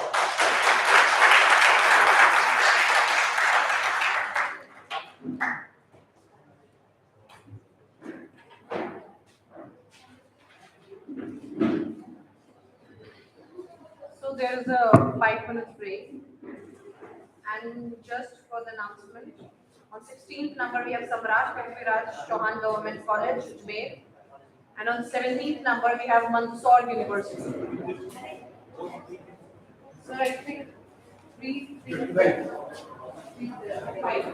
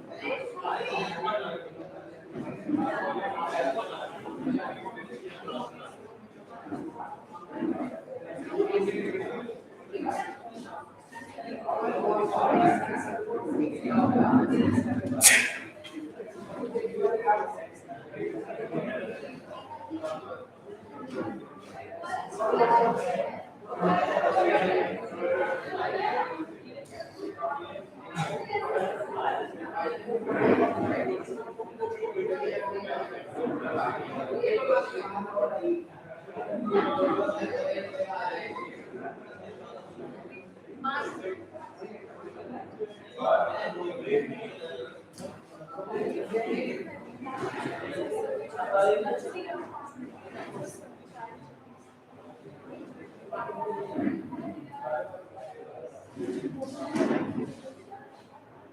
minutes later, Only 5 minutes later, not for the lunch.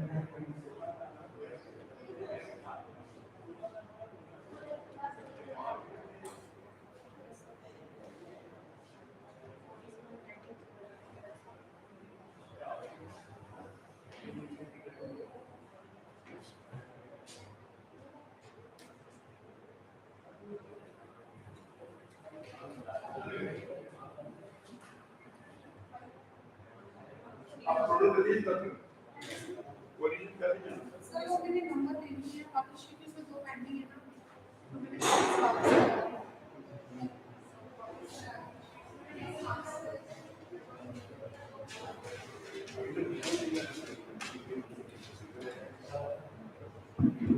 shall we start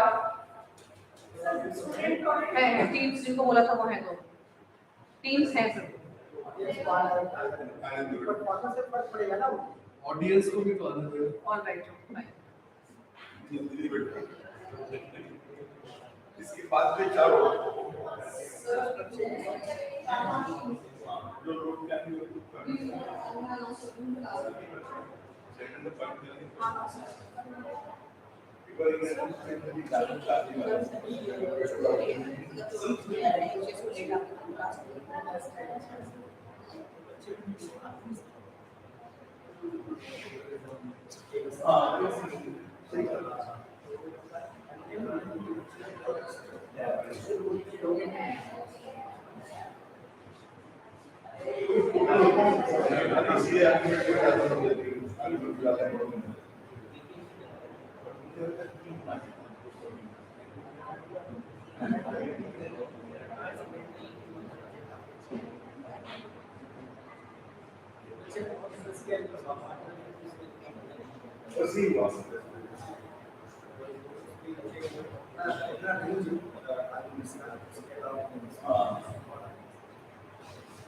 दूसरी बात हम लोग सोचते हैं चीज़ों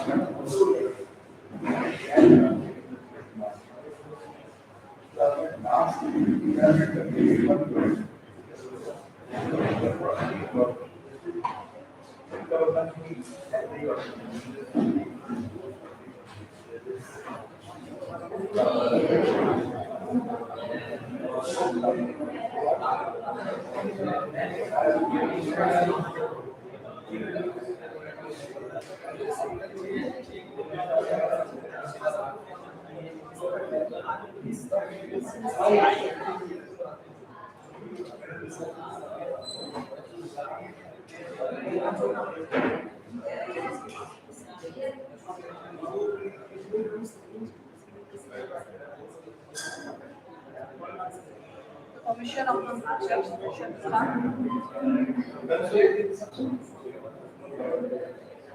So, my call. Samrat Prithviraj Chauhan College, Government College Ajmer.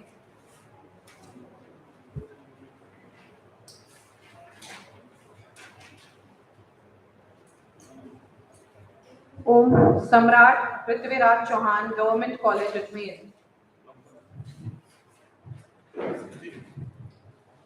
Yes, sir, 16th number. Priyanka Bhatt for the motion.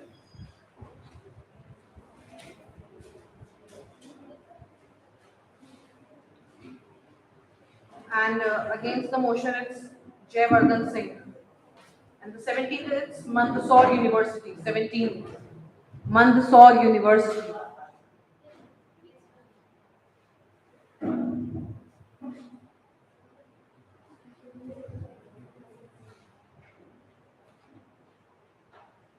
For the motion, Khushi. Yes, sir, Khushi. Against the motion, Karishma.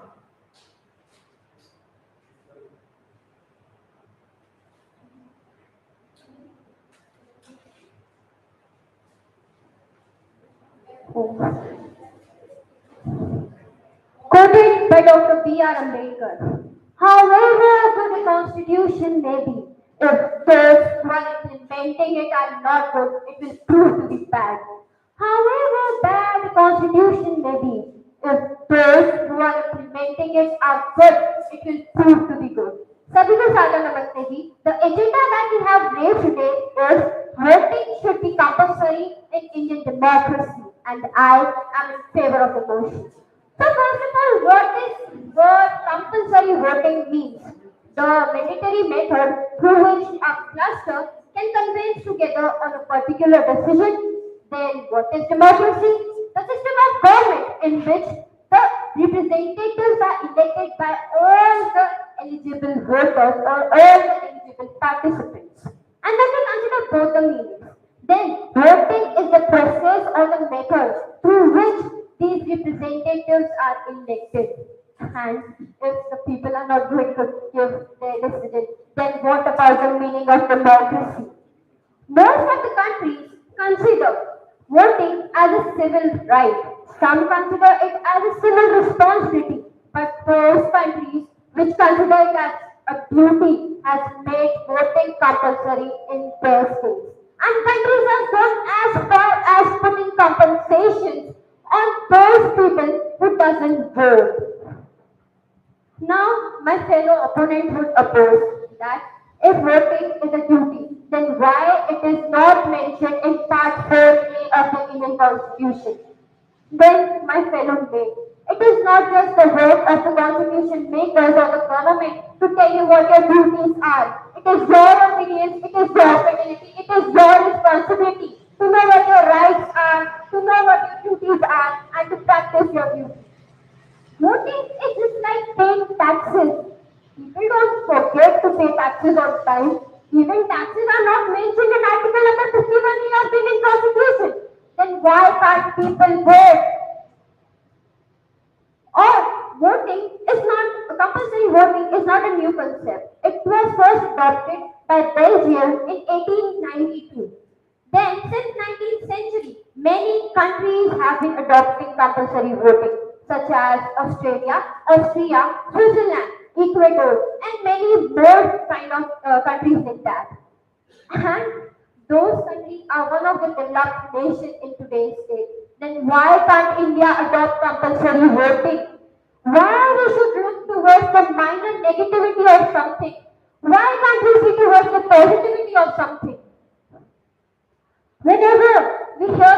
democracy, the first thing that strikes the mind is of the people, by the people, and for the people. And what's the major theme is the people. Or we talk about participatory democracy. That is a type of democracy. Over there, the major theme is the people. And if the people are not attentive towards the voting or politics, then what about this statement given by Abraham Lincoln? If we talk about some of the advantages of compulsory voting, then first of all, it doesn't force the choice on any person. Secondly, it makes the government more responsible towards the people. Thirdly, it increases the political education in people. Do you know the 61st Constitutional Amendment 1982, which decreased the age of voting from 22 to 18 years? Why the government did so? Because the government wanted the people to get attentive towards the politics. What is happening in current scenario? What is happening currently? What type of government they need? If we talk about the Telangana election, state legislative elections that are scheduled to be held in or before December 2023 to elect 119 members, what do you think? How many people are going to elect those 119 representatives of their state?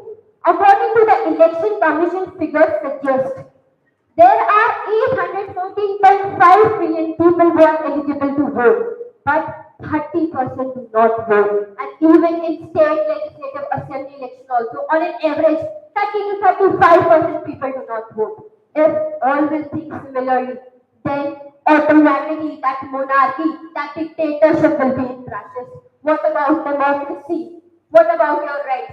Everybody, my opposition was talking about Article 1921, the fundamental rights. If you are not performing your duties, then why are you asking for your rights? First, you need to perform your duties. First, you need to practice your duties. Then you should know what are your rights are. Quoted by another word. The word is like the payment of debit. It's a duty that should never be neglected. Thank you so much, Jen.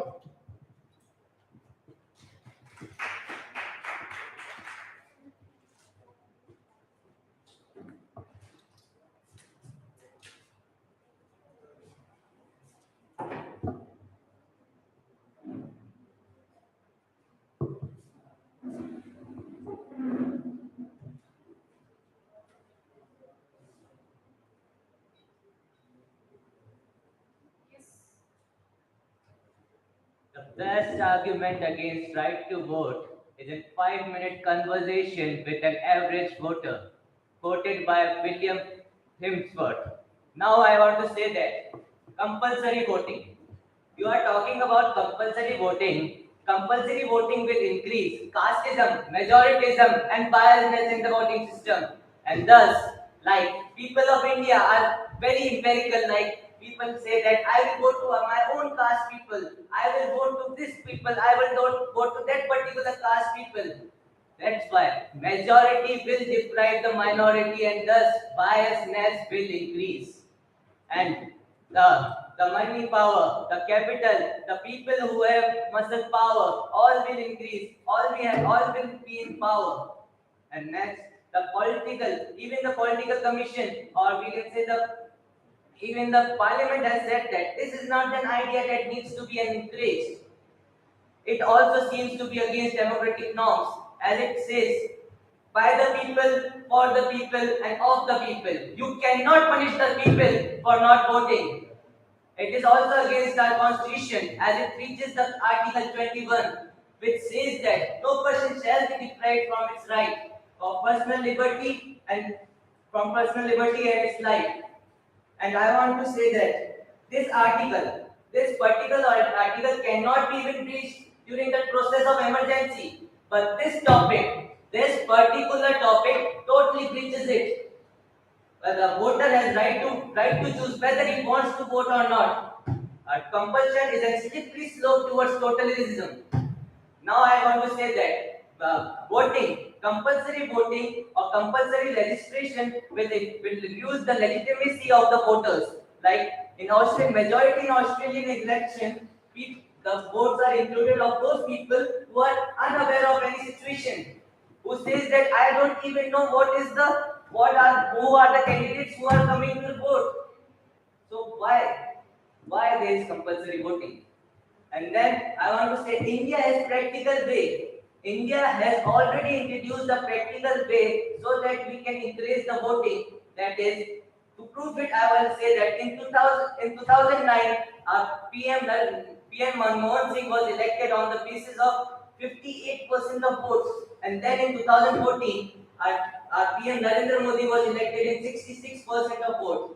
And then in 2019, he was also re-elected in 67.40% of vote, which shows that people will vote if they see that their political leader is capable of it. Now, my worthy opponents will come and say that Australia this and Nigeria and Belgium and whatever they want to say. But I want to say that how can you compare Australia and India when the literacy rate is of Australia is 90% and literacy rate of India is 74%? How can you compare Australia and India when India gives birth to an Australia every year? How can you compare India and Australia when the diversity of India is far more further than the Christianity country, the Christian country that Australia is? And now, if my worthy opponents are still not satisfied, then I want to say that think about the laborers who work for 8 to 10 hours every day and get only 500 rupees note, who have migrated from the states like Bihar and moved towards the states like Maharashtra to get the vote or to get the to get employment, and you have asked them to leave their jobs and go to again 1,000 kilometers for voting. My friend, you are so selfish if you think that so. And last, I want to say that democracy is not right to vote. It is also right to live with dignity. Thank you and have a nice day. Jai Hind.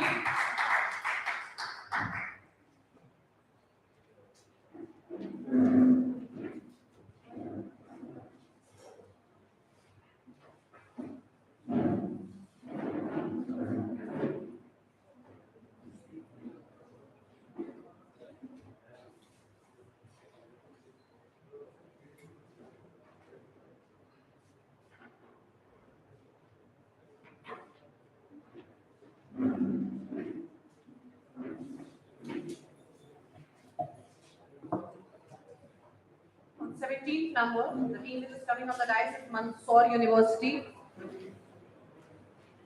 For the motion, Kushi. Against the motion, Karishma. Right, sir? And on 18th number, it's Arni University, Team 2.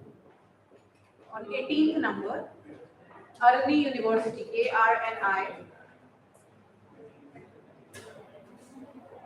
Arni University, Team 2. For the motion, Shubham Datta.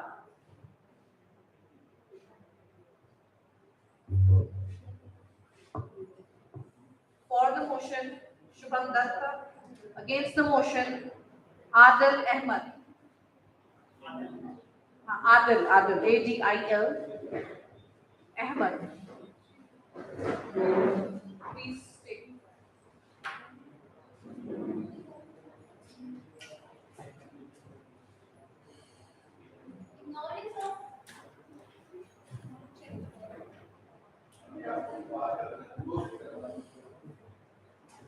The ignorance of one voter in a democracy impairs the security of all. By John F. Kennedy.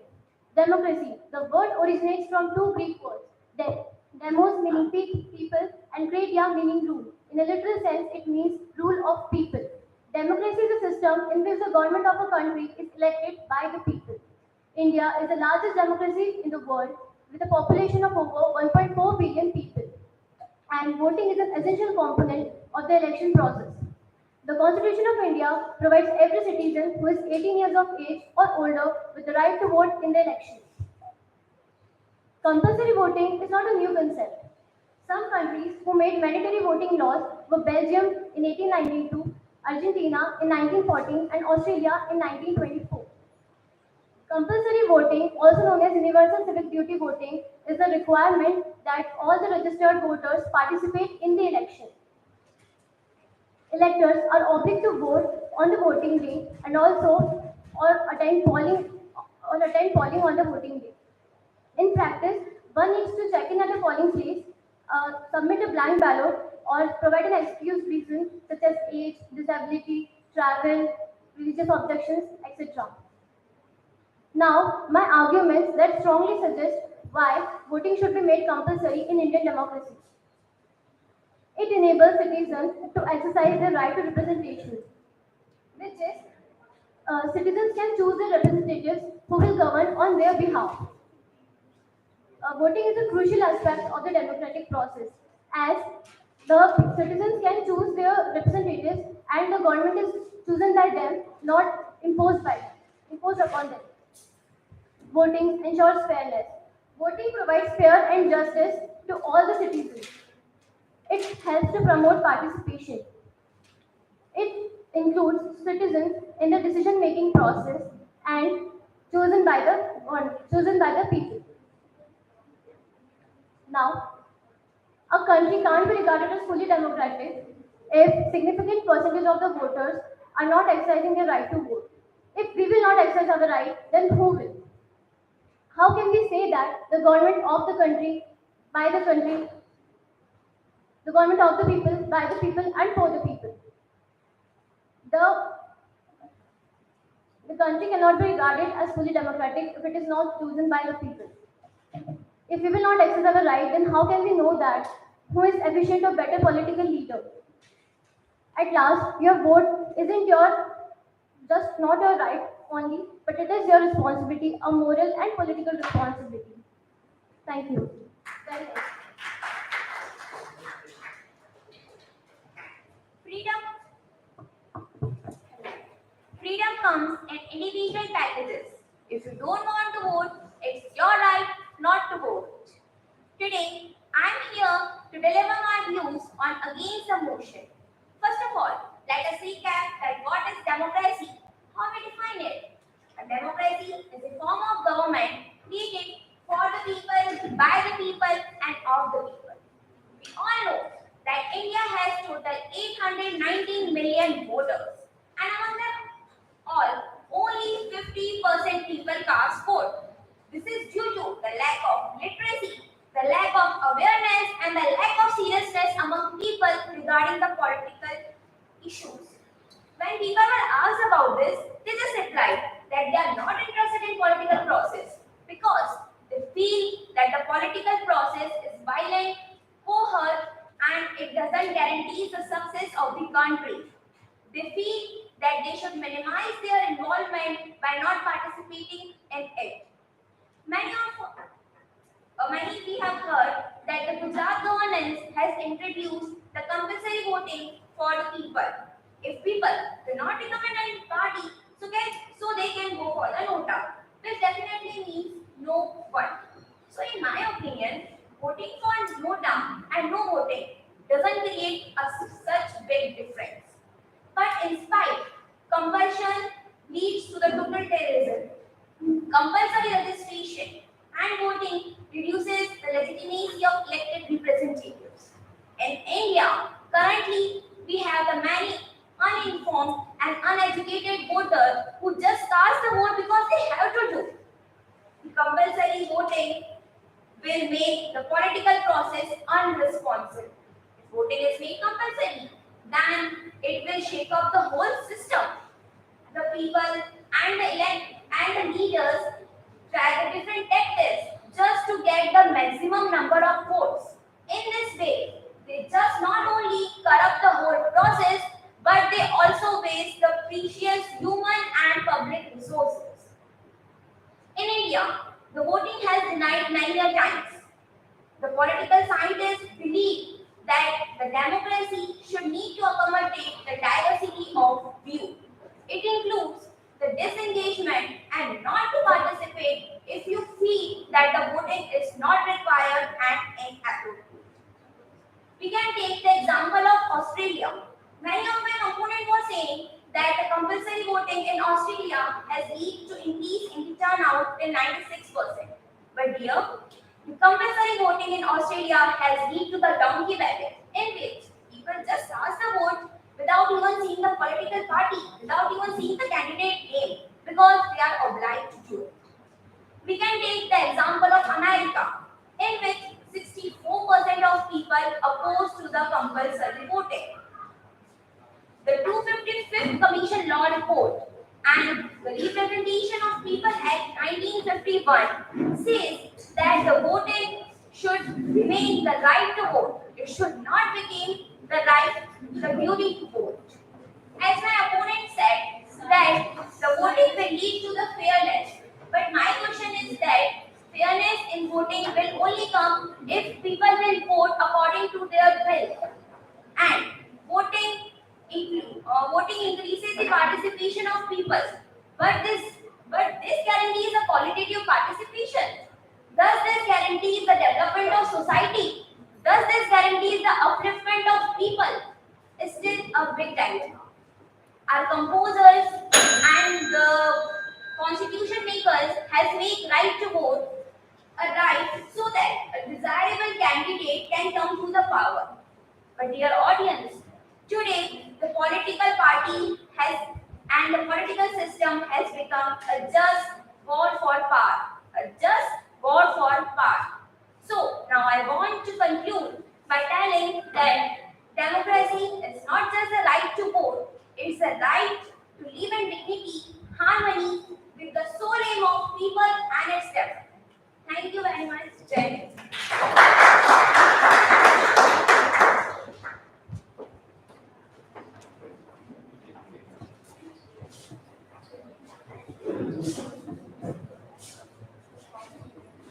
So the next university is Early University. It's a unique place.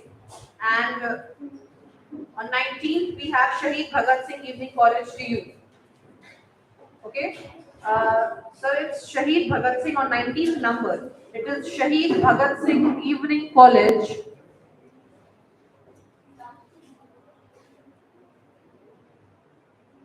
Shahid Bhagat Singh Evening College, DU. For the motion, Hiteshi. Hiteshi. Hiteshi. Against the motion, Krish. Krish. Krish.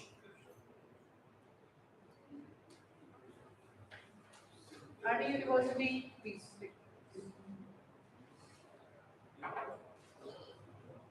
Respected chief guests, elders, and media friends, a very good afternoon to all of you. As you all know that I have been provided with the topic, voting should be compulsory in Indian democracy. I will be speaking in favor of that topic. Firstly, talk about democracy. There are two types of democracy. One is direct and another is indirect. India has indirect type of democracy, also known as representative. Democracy in India based on the principle of political equality. There is no discrimination in any caste, religion, culture, etc. Now move to the main topic, voting should be compulsory in Indian democracy. My friends, as you all know that National Voters' Day are celebrated on 25th January every year. The Republic of India is the largest democracy in the world, which is by the people and for the people. And to maintain the political equation in the country, election conducted after every 5 years in India, in which the citizens who are eligible for voting cast their vote and choose their representative who will run the country and take all the important decisions for running the democratic country smoothly. Voters play a vital role in running the country. They choose their representative who will take all the issues to the national as well as international grounds. As the rate of literacy is declining day by day, it can be clearly seen that somewhere and somehow people are realizing the importance of voting. As the rate of voting is increasing during the past year, it can be clearly seen that during the past elections, the voters are vastly increasing. By this, we can know that education plays an important role in voting. No one is perfect, neither me nor you. Same way as our politicians. We have to trust them. They are also human like us. The most expensive thing in the world is trust. So we have to trust them. If they don't do things according to our expectation, we can change our vote for the next time. Today, everybody is running over the government job. For that, competitive exams are necessary. Just like that, if you need a good government for our nation, the voting should be necessary. With the help of voting, you can also make our decision making strong. Like everybody said, youth and the students are the future of the country. So if we are eligible for the voting and we hold our voter card of the country, we should encourage our societies, family, localities, the importance of voting. If we did not vote to the government, we does not say government doing nothing for us. It is our right to vote. Like many people said, our nation was not secure due to the government. No, our nation was not secure due to the us. We people, you people do things, bad things in our nation. For example, the murder and rape cases are increasing day by day. Does the government say us to do this? No. We people do this. Government never forced us to do anything wrong. We are the people who are doing wrong things and blaming the government. Government never do things according to their choice. They do things according to our need, our choices. For example, our Honorable Prime Minister, Mr. Narendra Modi ji, we started some policies like PMMS and Ayushman card. With PMMS policies, the student who are belonging to poor family get chance to study all over in college all over the India free of cost. And with the help of Ayushman card, the anyone can pay their hospital bills up to 5 lakh.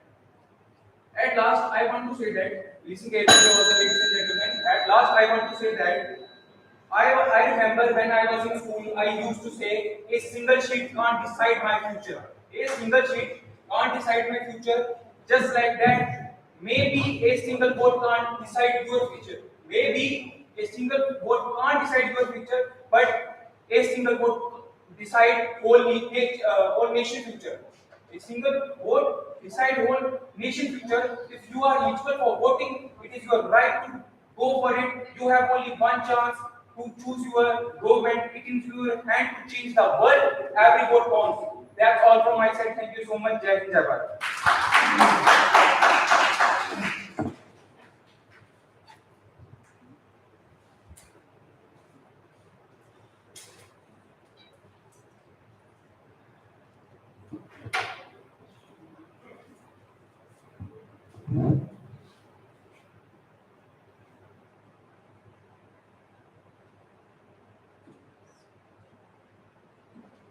A very good morning to all of you, respected chief guests and other audience. I am speaking here against voting should be compulsory in Indian democracy. Not just the voting in one leaders. We all need to contribute. Me, you, and we. It is our responsibility or duty. We should speak up. We should speak up our voices. We realize the importance of light. When we see darkness, we realize the importance of our voice. Same with the case when we are in strike. An election or voting competition creates a sense of disunity and functionalism in every locality. Different political parties and leaders often level allegations against one another parties. Candidates usually use corruption tricks to win their own seats for the purpose of and benefits of own. Some political parties can not be believed of those candidates who can give the right chance, who cannot be the distinguish what is right and what is wrong. Some political parties can disturb daily lives of people. They can cause violence and law and order issues if the things go out of control during the time of voting. There have been many instances where bottles of people have been brought for the exchange of money or other gifts. These voting systems can also exploit caste, creed, color, gender, and religion identity among the people. The most limitation and disadvantage of voting system is online voting system. In this system, people are not secure and safe as the traditional papers because there is a probability of hackers who catch the result of voting. And another disadvantage of voting is education level. There is no mandatory education level that a person should contest the education as in the form of elections. Politicians use own tricks to win their seats. That is totally based upon corruptions. Some of the members and candidates can brought for the exchange and other benefits of the money of candidates who can neither right or wrong. There is a little huge probability of those candidates who are well educated and well qualified who can defeat the one another candidates.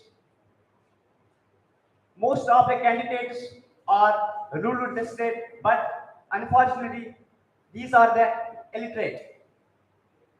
Some of the candidates can be banned who can cause the violence and issues of the certain circumstances, like the causes of the scandals and the cases of the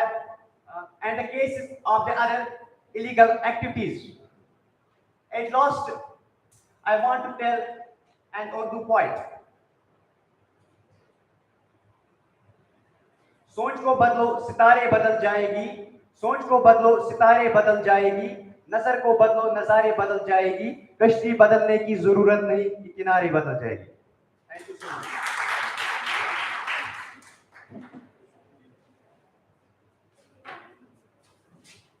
So next we have Shahid Bhagat Singh Evening College, University of Delhi on 19th number, and after Shahid Bhagat Singh College on 20th number we have National Law University Jodhpur.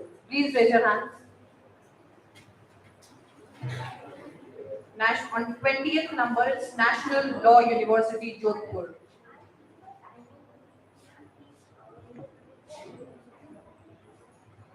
So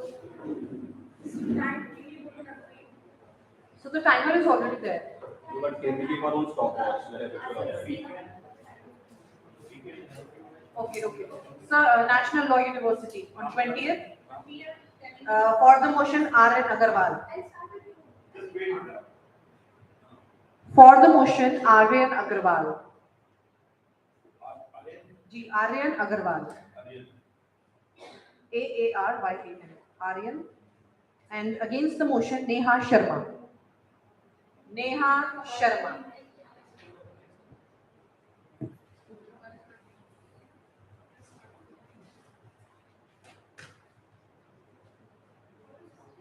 Shahid Bhagat Singh Evening College.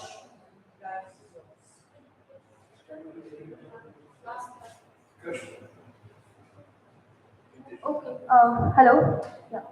I'll start with a countdown of 3. 3, 2, 1. Panel, please understand. 59, 54%, 57.5%. You all must be wondering what are these. These are the voter turnout percentages of 2019 elections in Mumbai, Bangalore, Chennai. And same was the condition in other parts of India and even worse. These voting stats only force us today to debate on voting should be compulsory in Indian democracy. After every 5 years, electoral procedure of India conducts elections in India. This election is to maintain the legacy of 1951, the first election in India. This legacy is of struggle, it is of hard work, but today we the people of India are forgetting the value of the struggle. The reason being, today, because we got these rights very convenient in comparison to Black Americans when they got these rights after the struggle of 128 years. Just like the Saudi Arabia in comparison to their women, who got their rights as recent as in 2015. We are taking these rights as granted because we got them so conveniently in comparison to other countries. Some of the major excuses that I see people give. First, the major argument. People have freedom of choice, hence it's their choice to vote or not. Panel, please understand, freedom of choice is very inappropriately misinterpreted to serve your own selfish convenience. Freedom of choice talks about your personal choices. That you have the choice to select what kind of clothes you want to wear, what kind of religion you want to wear. But when something comes on a nationalistic level, that's when the state interferes to tell you that it's what's good for your nation, and that's when people have to listen to a state because they are the people who are responsible to run a government and to run a nation. Now, second, what I get a major argument that people think in an assumption that their one vote won't change anything. Parents, please understand we have seen a number of incidences when one vote has made one party win or lose elections. Also, one vote, that's the power of one vote. People saying that their one vote won't change anything implies a very wrong assumption because this assumption if everyone will go and be dependent on others, that we won't go but others will go, there will be a day when no one will show up to these election procedures, and the whole resources that are invested in these around 50,000 crores in every election, it will go in total waste. Now, secondly, within freedom of choice, we can't tolerate someone's indiscipline, lack of irresponsibility, or their laziness in name of freedom of choice. Or what people do, they use these holidays that they get for elections as an extended holiday. Again, very clear lack of irresponsibility. I'm saying these excuses, we are not interested in politics, we don't know anything. Election commission gives you literally 5 years to know about the politics. It gives you 5 years. Are they really less for you to understand your own democracy and take out time for your own India and for your own nation, for your route, right? Why you are stressing upon this compulsory democracy? Parents, please understand this democracy will give them major benefits to both government and general public. How? First, the government of India no need to start funding and invest more resources on convincing people who they need to vote by arranging the voter campaigns or drives. Secondly, it will prevent the extremist groups to come in power because it's very easy to influence a small chunk of people in comparison to a large chunk of people, hence to influence the voter results and influence by and it will reflect a true will of a country in a more majoritical way. Thirdly, it will increase the bargaining power of the nation, of the population. How? Because when you are supposed to show up for something and you don't show up, you eventually lose the right even to criticize the very decision, to hold accountable the government or to even question the government. That's why it's your right and responsibility for your nation if you want to enjoy the privileges, the policies, the taxation, the income that this very nation serves for you, and ask for just 1 day responsibility, 1 day to fulfill your responsibility out of 365 days, that too after 5 years, and that too even doesn't take like a whole day to go and vote in the polling booth. Now, the question arises, should the voting be necessary? Yes, it should be necessary if we want to save our jeopardizing democracy, because it self-saves, it's for the people, of the people, and by the people, and hence it's a moral responsibility and the ethical responsibility of people to go and vote if they want to say this by the people as the meaning as it suggests. Hence, constitutionally also it's possible to amend laws if the need is to. At last, I would say, someone has struggled for voting rights, use it. Thank you.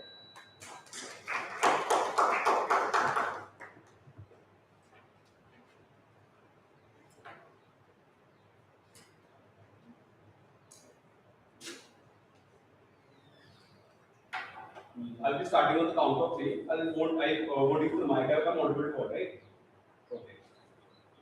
Starting in 3, 2, 1. Panel, when just I was about to get asleep by listening to those repetitive speeches and these people going on internet searching for solutions for the debate, it was very impossible for me to relate to the speeches to the reality nowadays, right? We study in our books in 8th standard of political science that there are people in the country, and democratic country, people are supposed to vote. Their vote is so important that it could change the government and everything would be great, right? 8 years it has been for me studying the same thing, but I don't see this thing actually being implemented in reality.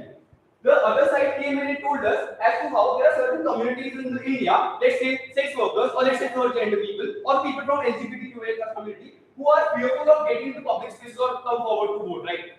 To this, they bring a very brave solution of now forcing these people to come and vote. So, if they are so fearful to come in public spaces already because of the discrimination that they have been faced by people till now, this is not the solution for them to actually force these people to come out in public spaces and then give a vote, right? This is something which they won't like, which they'll be demanding at the last. Now, the next thing which this side came in and told us during this debate was that let's move to online voting or postal voting. In era of 2023, when the ministers are continuously demanding for again ballot posts moving from EVM to ballot posts, just because of the credibility of these EVMs are at questions at every elections in this country, right? At this era, people from the other side are coming in and proposing a solution of online voting. No justification or no suggestion how it could be made more secure than EVM or even postal ballots, right? Now, starting with the case. Other sides came in and told us as to why it is not constitutionally possible for us to mandate the voting, just because of Article 19, Section 1, Clause A, which says that everyone has the right of expression and speech, right? Which also gives us the equal right of not speaking anything or remaining silent, which again reflects as equally on the voting system. So I won't elaborate for the time on that, but let's talk about feasibility for a second.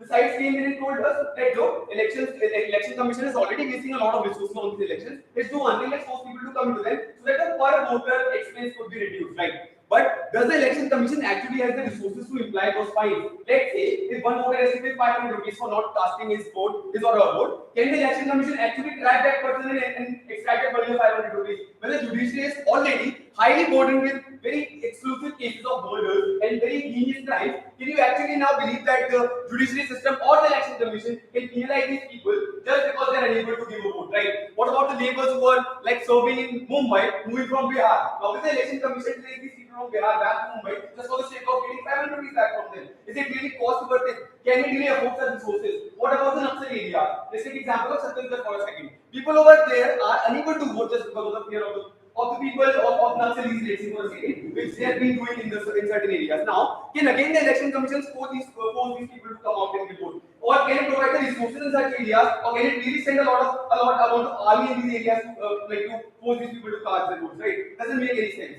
Now, the most important thing in this debate is about efficiency, right? The other side came in and gave us this whole idea of voter turnout ratio. According to them, if more people go to vote, the democracy will be the best, and our democracy would become best democracy in the world. Does it make any sense? I tell you how. According to the Indian democratic model, elections are supposed to work in a manner where me being a citizen of the country, if there are no Sabha elections in my country, I'll see the MP or the member of parliament of my area, whoever suits best for me and my area, to cast a vote for a particular person, and then that person is the one who goes to Lok Sabha and then decides who will go to the Prime Minister of the country, right? But in the era of 2023, when the marketing in the media is so prevalent on the mindsets of the people, are you actually being affected by the decisions of your MP or by the Prime Minister who is not even directly connected to you in any manner? Now, let's take it from example.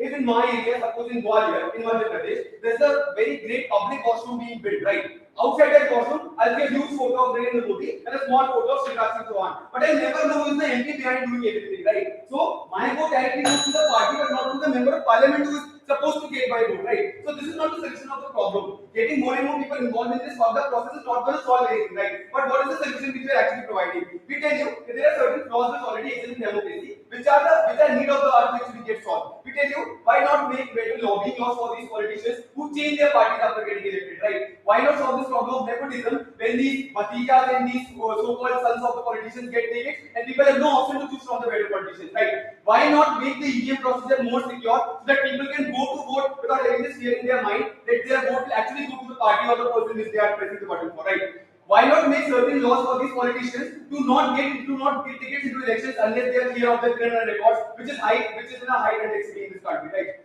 Why not free the media and the press, which is continuously speaking against the people who speak against the government, rather than like relaxing the UAP laws, right? Why not actually providing education to these people, to these voters, to these students in schools, so that they can learn how to actually vote and to judge the political party on their policies? Thank you.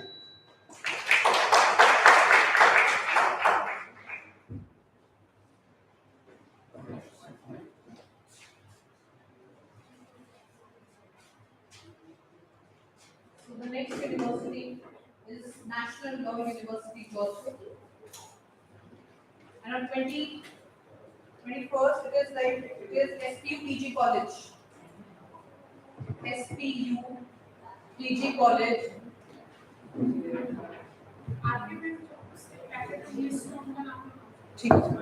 SPU PG College, Falna. FALNA. Falna, sir. NA. FALNA. Falna. SPU PG College, Falna. For the motion, Mahipal Singh. Mahipal Singh. Against the motion, Pushwant Singh.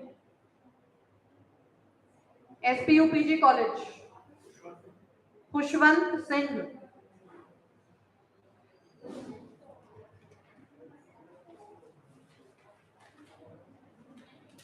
National Law University, Jodhpur.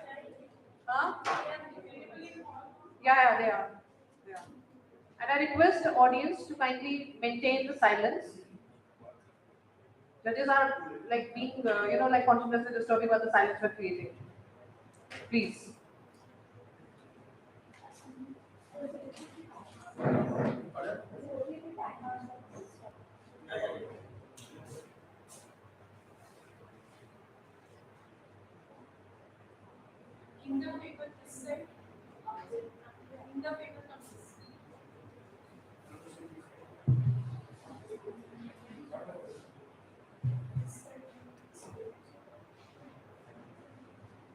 Only points. Only points. Yes. Yes.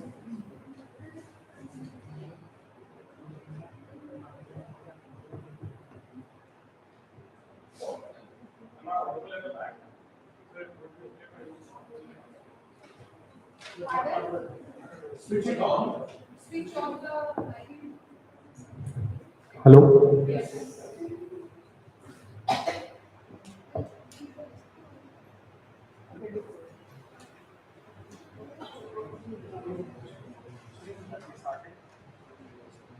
Hello? Am I audible? I'll be starting in 3, 2, 1. Eminence jurist Keith said that not voting is not protest, it is surrender. In this slide today, I will argue before you on the merits of compulsory voting. Panel, I'll be starting with the first order impacts. The first and most obvious argument for compulsory voting is that it increases voter turnout. But panel, there are two layers to this further. First, it creates political legitimacy in the state. How? Because when we are talking about candidates now who are elected, they're not elected by a 30% majority or a 20% majority of the country. And even in best case scenario, as seen in 2019, a 66.11% majority. The candidates now being elected are from a 100% majority panel, which means that what happens here is there are two representation of democracy, there are two representation of society, and each and every member of society from different classes, whether they be lower income groups, middle income groups, or high income groups, are able to vote, and the representation now is more fair in this nature. Second, what happens is there is a lesser likelihood of disenfranchisement of socially backward classes. Currently, or in status quo, what happens is people who are not financially well off, who are socially backward, it's very difficult for them to vote. Why? First, there's restrictive employment in place, which means that if I'm a daily wage worker earning anywhere between 10,000 to 40,000 rupees in that particular state, it becomes very difficult for me to argue with my employer that I have to travel back to my state in order to vote. However, when compulsory licenses come into place, compulsory voting is done. Now what happens is that my entire employment, my entire worker circle, everyone I know is about to vote, which means that it's much easier for me to convince my employer that I have to go vote. Next, it also reduces the likelihood of me not being able to get transportation, not being able to weather changes, and so on. Third, coming onto the role of money. Panel, as you understand, that current status quo allows money for political parties to convince voters to come to the voting booth, and second, to convince them to vote for them. What happens now is that in case there is compulsory voting that is legitimized in India, first, what happens is there's no need to spend any money to get voters to the polling booth. All I have to do is spend money to convince them to vote for me, which means that two things happen. First, there's a policy-based incentive that is created, and secondly, there's a reduction of nepotism. If there are 100% of the population is voting for a particular motion, or if 100% of population is voting for a particular candidate, difficult for the son of a politician to become a politician or simply a daughter of a politician to carry on the agenda of this particular vote. Coming next to the mechanization of this debate, or rather, how will compulsory voting actually happen in India? First, we see that postal ballots will come into play. Why? So that it's easy for people who cannot geographically attend this particular vote to actually vote in. Second, we notice that pre-polling vote will also happen, which means that in case people know that they aren't able to vote on that particular day, they can sign in their vote or send it in beforehand. Third, for individuals who are from disadvantaged societies, or rather can't simply come here because of old age, medical needs, and so on, there can be mobile polling booths that can be held. Next, coming to what the stakeholders in this debate actually look like. Panel will recognize that the voter on our side of the house, or rather the voter in case of compulsory voting, is an informed voter. Because this voter is now forced to vote year on year, and they realize that there is value in their vote because it is being counted, it is creating the democratic process, it is affecting the candidate every year. So there is a higher likelihood for them to be informed. Secondly, on the political party front, there is a lower rate of nepotism. There is a better candidate because they now have to appeal to a greater majority. And lastly, how is society impacted? So that society is impacted first. So there is a reduced polarization. And when 100% of any population is voting, it's very difficult for that entire population to be polarized as either on either extreme, which means that centrist policies now govern the state. Now the true interests of the entire majority are seen and catered to by the political parties, and there's a stable political environment. I mean, what we don't have to buy into, or what's the preemption in this debate? They can come here and argue to you that there will be logistical inconsistencies, it will be very difficult to logistically implement it. But ask yourself, panel, whenever a difficult decision came through the way of this country, this was necessarily done. Be it the polio vaccination, the COVID vaccination, or even the demonetization. These had short-term downfalls, but in the longer run, they were much better for the state, for the citizen, as well as for the entire government and the system that was operating. Second, they can argue you that there is a right of freedom in vote, to which we said that there is a social contract theory between the individual and the state, which means that you give up certain rights in order to get higher rights. In this case, they can't come here and say that that freedom of expression will be an ultimate right. This is a restricted right, and for those reasons, we are proud to propose. Thank you.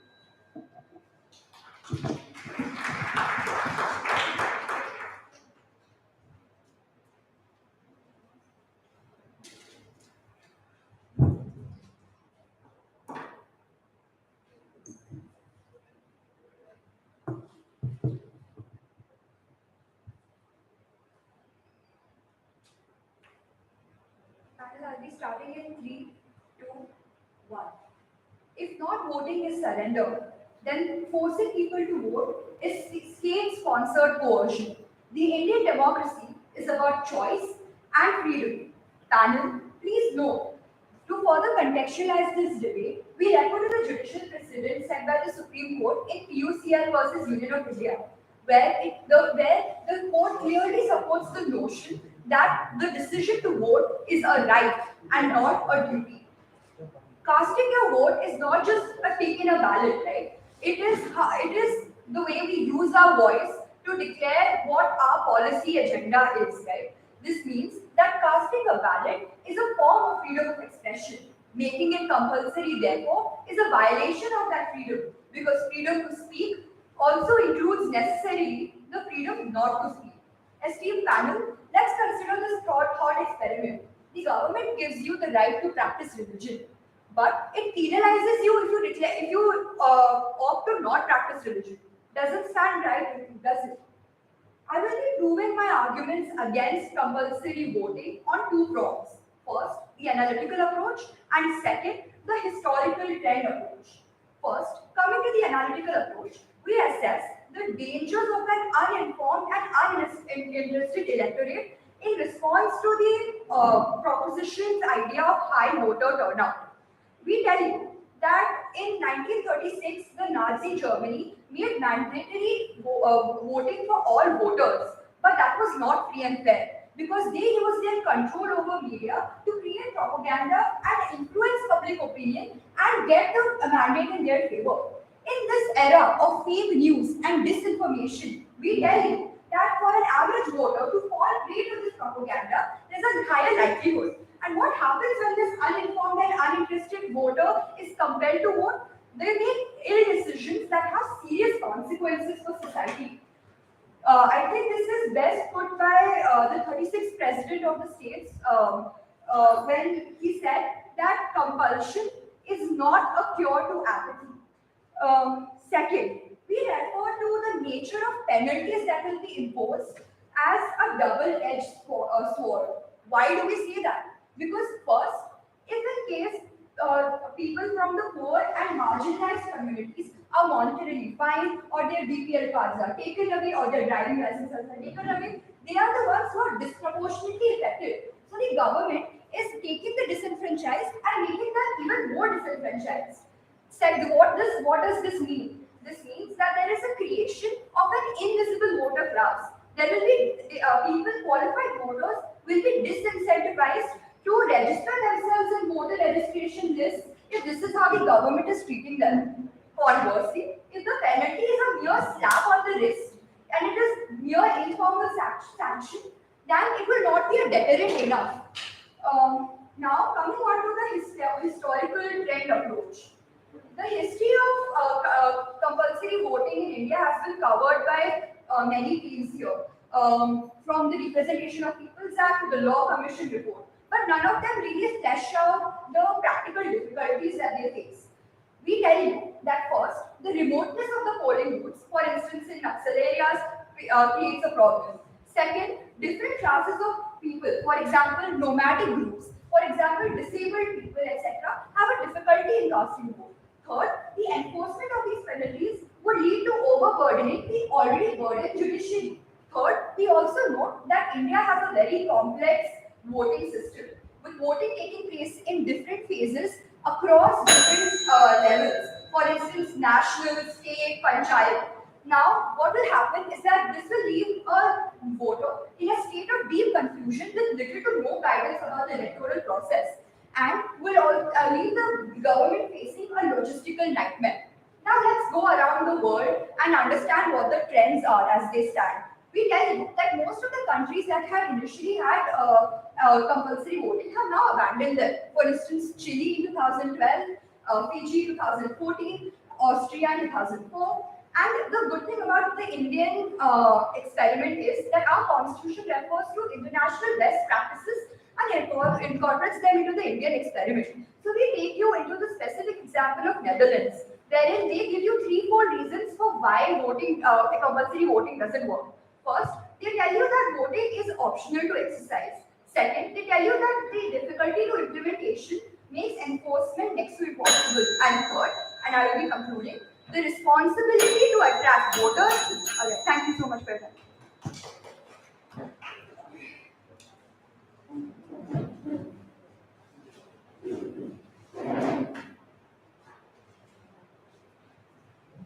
Next we have SPU College. SPU College. And on 22nd number, we have MBM University Jodhpur. MBM University Jodhpur.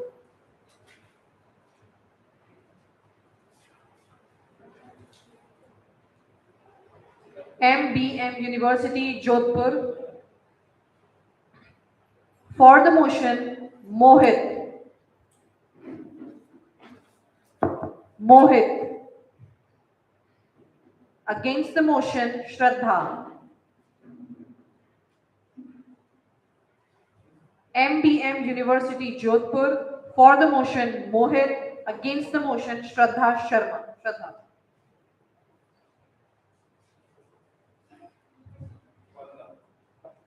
Good afternoon, all of you. Respected judges, Indian democracy is the largest democracy of the world.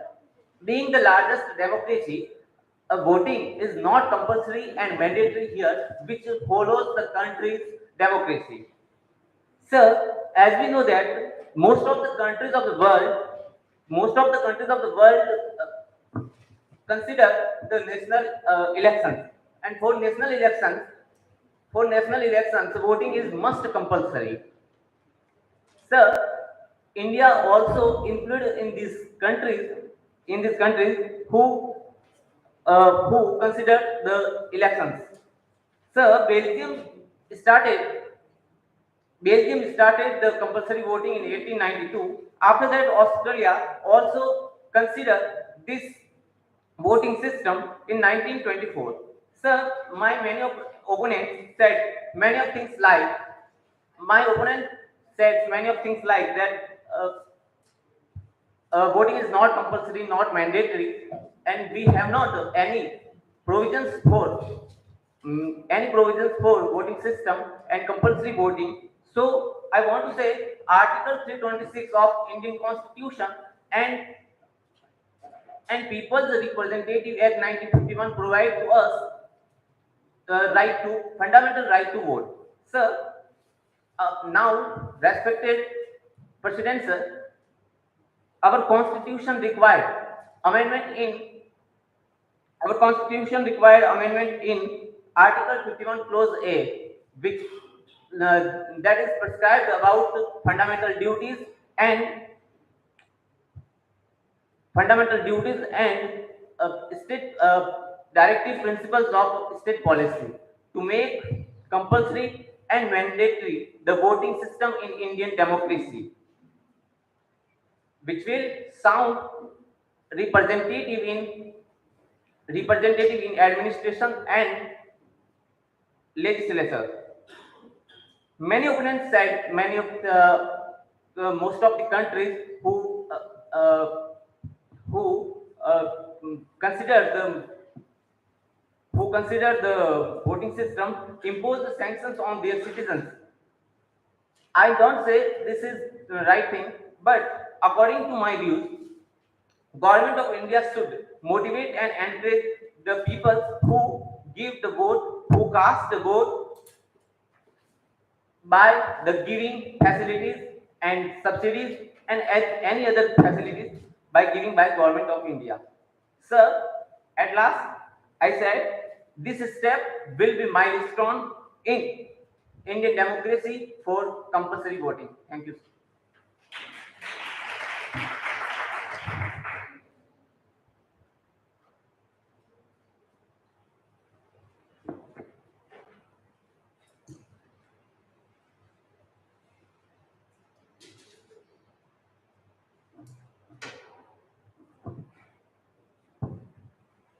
Honorable Chair, in our today's topic, voting should be compulsory in Indian democracy.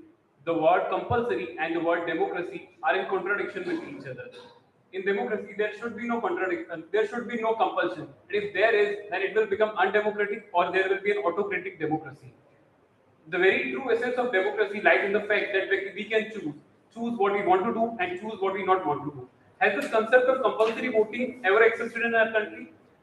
Among the 299 members of Constituent Assembly, only one member was in favor of compulsory voting. Rest 298 members rejected it. Later on in 1951, during the People's Representation Bill, Dr. B.R. Ambedkar rejected it. After that, many committees have been formed for discussion on this topic, but all have rejected it. Apart from that, many private members' bill have been introduced, but all have rejected this due to its impractical nature. In Gujarat 2019 election, local body election, and this idea came up, the then Governor Kamala Beniwal has rejected this by stating that it would violate Article 21 of our Constitution and it would violate the principle of individual liberty. Constitutional expert and former election commissioner H.S. Brahma has dubbed this law as impractical and impossible for a country like India. Practical difficulties such as remoteness of polling booths, condition of some places in our country like Jammu and Kashmir, the difficulties faced by some particular sections of society like nomadic groups, daily wage workers, pregnant women, disabled persons for casting the vote, this type of law would make them affect a lot. Apart from that, it would result in the violation of fundamental rights of liberty and expression, which are guaranteed to every citizen in a democratic country. Apart from that, issue of expenditure would also increase. Like for instance, in 2019, 9 Lok Sabha elections, the cost per voter was ₹12. But if many number of people go for voting and they press nota button, then it would become an unnecessary expenditure without any decisive outcome. The nota button is just meaningless if there is no provision for bearing the rejected candidates in the re-election. my opponent said that several countries have this type of laws for compulsory voting. But comparing these countries with India is very baseless when we look at the population of our country, the lack of awareness, literacy, the educational, social, economical disparity, and the still developing status of our country. In India, which is a country having 1.4 billion population, mandatory voting is a very utopian idea. Many countries like Italy, Netherlands have like abolished this law because of its impractical nature. In Lok Sabha 2019 election, there was 67% voting, which is highest till the date. And if we see the data of Gram Panchayat level election, it is fair 80 to 70 to 80% voting. And in Australia also after compulsory voting, there is 90% voting. So if we have this number without any compulsion, then why the hell we need some sort of impractical burdens? Dear sir, don't you think that it would create an extra burden on our officials and election commission to find out such sort of individuals, because the number of that individual is very high, and penalizing the non-voters by penalizing their poverty or restricting their access to government services and benefits would be an extremely harsh measure in the Indian context and will not work in the Indian context because of its vast poverty and unemployment. Apart from that, one reason I could think of is like one after one cycle of election goes on in our country, and people get apathetic and fed up by this process. So a possible solution for that can be one nation, one election. That is also favored by our honorable Prime Minister, sir. Awareness is always much better option than forcing someone to do something. Like for instance, we have electoral literacy clubs in colleges, then students union elections. Then apart from that, we have voters awareness forums, then systematic voters education and electoral participation. These all are the steps which are helping in increasing the voters turnout from 44% in 1951 to 67% in 2019. It is a very significant number in the Indian context. At last, not the least, it is not the question of increasing the number or percentage, but it is the strategies and the actions that are made for bridging the political participation deficit, not only in the quantitative terms but also improving their quality participation by enhancing the voters education, their facilitation and ethical participation. Thank you.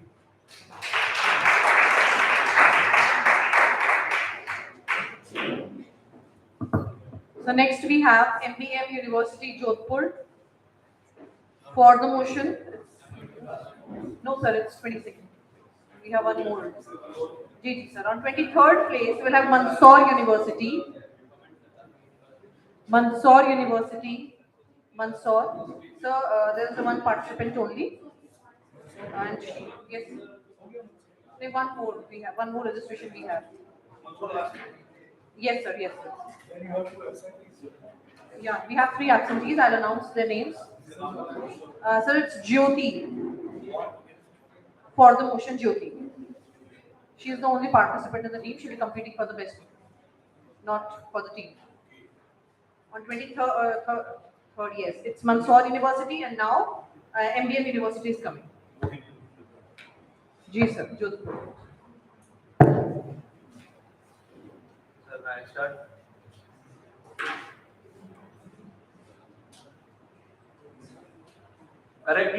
Aptly remarked by David Stabenow in the favor of compulsory voting is that democracy is about voting and it's about the majority vote. It's time that we start exercising the democratic process.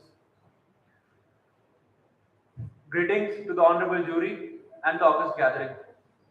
Imperative of enhanced voter participation is no longer a matter of debate, but a serious assignment.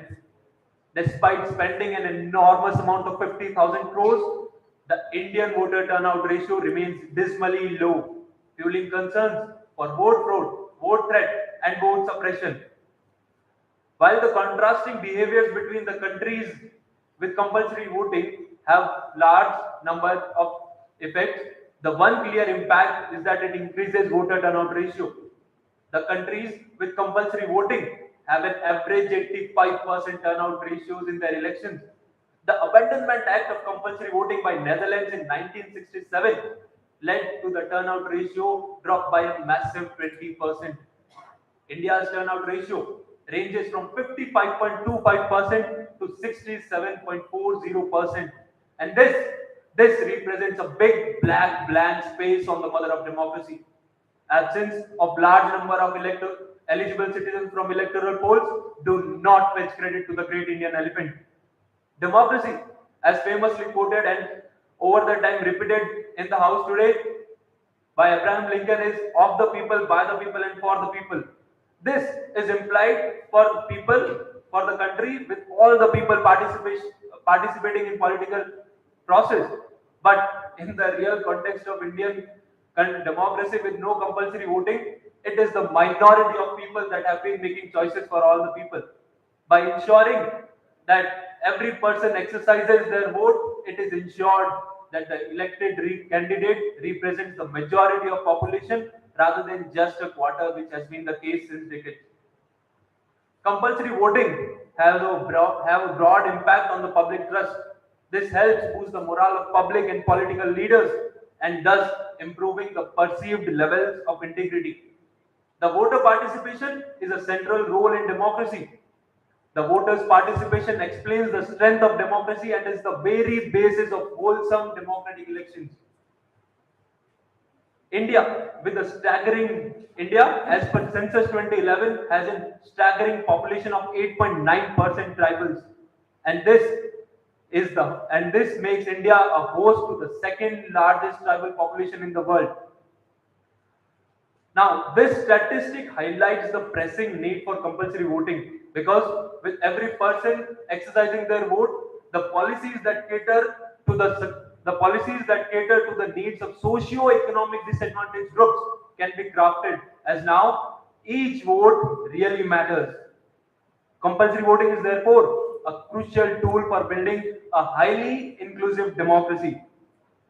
With larger and compulsive population for voting, the government becomes responsive and less corrupt, thus strengthening Indian democracy and enforcing legitimacy in the governance, as now they are chosen by majority representation and diverse electorate. The holistic approach to implement compulsory voting is to add the duty to vote in the Part 4A of Indian Constitution, making vote a fundamental and moral duty will have transformative impact even if the results may not be immediate. The participation explains the strength of democracy, and the less participation is a clear sign that clear sign towards the rejection of commitment towards democracy and a sign that the health of democracy is at risk. Therefore, it is necessary to cultivate a culture of voting in India, as it would lead to vote empowerment, vote education, and greater political participation.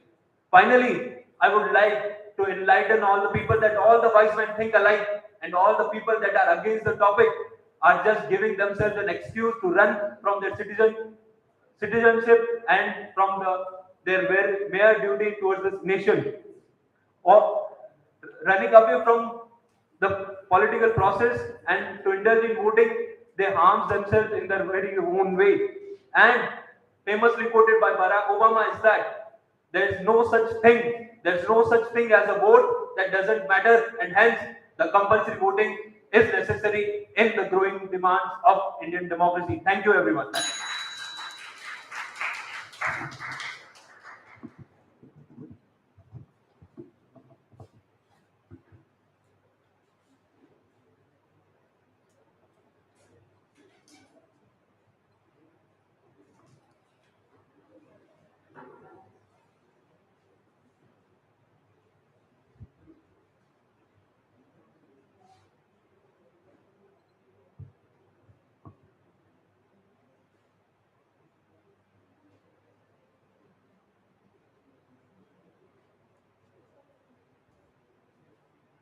Compulsion means something that forces us, something that binds us. But one of the most important things that human being values the most is freedom. A very good afternoon to honorable judges, my fellow mates. Today, I take this opportunity to speak against of the motion that voting should be compulsory in Indian democracy. Democracy. This word seems to be easy and simple while listening and talking, but it has a wider range of meaning. Democracy means a system in which government is elected by the people. And according to Abraham Lincoln, democracy is defined as government of the people, by the people, and for the people. Now let's talk about voting. Voting is a process in which people can elect their representative, people can elect their government by their own choice. And India, the second largest country in terms of population and the seventh largest country in terms of area, and after independence, the biggest democracy of the world. And meanwhile, talking about compulsory voting will be an inappropriate approach. My fellow mates have forgotten two biggest features of Indian democracy. Firstly, the right to speech, and secondly, the right to freedom, which not only involves the right to vote, but also right not to vote. Right to vote. Right to vote in India was provided by Constitution and Representation of People's Act 1951, under which Article 326 and Section 62 guaranteed the right to vote to the people who are above the age of 18. Also, my opponent have questioned about the it would improve the political participation, but I think he didn't get the time to analyze the study of it, in which where the voters were compiled to vote, there they voted that candidate who was on the top of the candidates list. And also, according to the International Institute of Democracy and Election Assistant, it was given that increased participation does not guarantee quality participation. And don't you think it would be terrible thing to charge a fine of rupees 500 from a labor? Even the election commission have said that nobody can force people to vote. And it is also constitutionally proven that if we have a right to vote, we also have right not to vote. Assume that we implemented compulsory voting, but India with such a large population, it is not practically possible. At last, I would question you that would you like someone to snatch your freedom from you so easily? We have lost many lives. We have waited for many years and fought a long battle to achieve it. Thank you.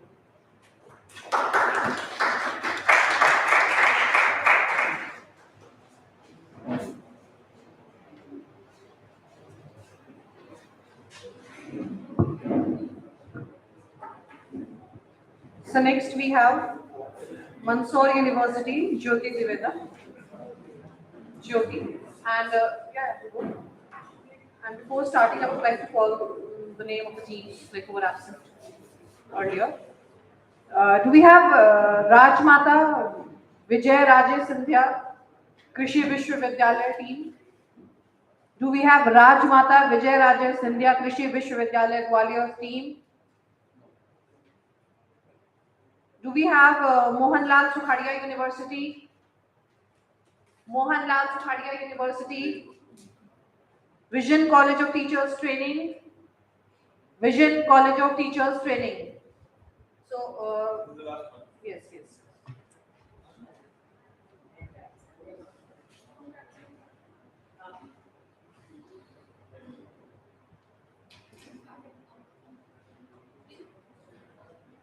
A very good afternoon, everyone. If you don't vote, you lose the right to complain, says George Carlin. I am obliged and grateful to stand here to present my views in favor of compulsory voting. Compulsory voting is a system in which voters are obliged to vote and visit the polling place. If an eligible voter do not visit the polling place, he or she is subject to some punishments such as fines or community support. If we talk about the history of compulsory voting, at present, 21 countries, including 11 countries in Latin America, follow compulsory voting. During the time period of 1862 to 1998, 20 democracies enacted compulsory voting, most of which were in Western Europe and Latin America. Belgium was the first country to enact compulsory voting system. Compulsory voting for national elections was first started in Australia in 1924. There are also countries like Netherlands and Venezuela which first enforced compulsory voting system and later shifted to voluntary, which resulted in the downfall of turnouts. It decreased from 95 to 80% in Netherlands and 80 to 62% in Venezuela. The arguments which strongly support compulsory voting for India includes capturing voters' preference. What does a voter want? The democratic principle, one person, one vote, strengthens the democracy. It can also be considered as a civil responsibility, the way we have other responsibilities like jury duty, taxation, and military services. Improves candidates' choice. It improves the candidates' caliber and the quality of decision that they make. If voting is made compulsory, each individual is made efficient enough to have an opinion in the elections. It also reduces demagogue. Demagogues are the political leaders who try to influence the result of the elections by either appealing the desires of the voters or by discouraging them. So this could be reduced by making voting compulsory. It also reduces political restriction. Compulsory voting indirectly reduces political restrictions as the restrictions on elections will be identified and steps are taken to remove them when voting is made compulsory. It also boosts up political education and interest. When voting is made compulsory, people will take interest in politics and will try to know about the democratic system going on within the country and will take part actively. A scholar has very well said that bad officials are elected by good citizens who do not vote. There are also several other arguments, such as political legitimacy. Compulsory voting increases the legitimacy of the elected representative. The person which has been elected has to be legitimate and should involve the opinion of each and every citizen of the country. Also, compulsory voting can have freedom of choice. As all of us know that even if voting is made compulsory, we have the choice to vote for none. That is called nota. So it is better to have a compulsory voting and have involvement of each and every citizen of the country instead of making it voluntary and letting people sit at their homes and enjoy vacations on the voting days. So at last, I would like to end my views with the quote that voting should be made compulsory and each and every individual of the country should be encouraged to vote. Thank you.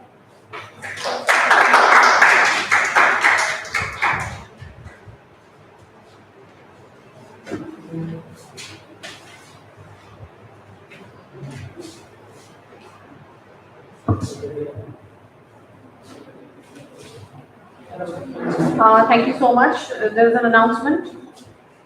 So it's 2:02. 2:02 हो रहे हैं and you have a break of 30 minutes. At exactly at 2:30 we'll start the second round in MPS Maharana Pratap Singh Hall. 2:30 in MPS Hall, right? We'll be starting the second round there. All right, please be on time.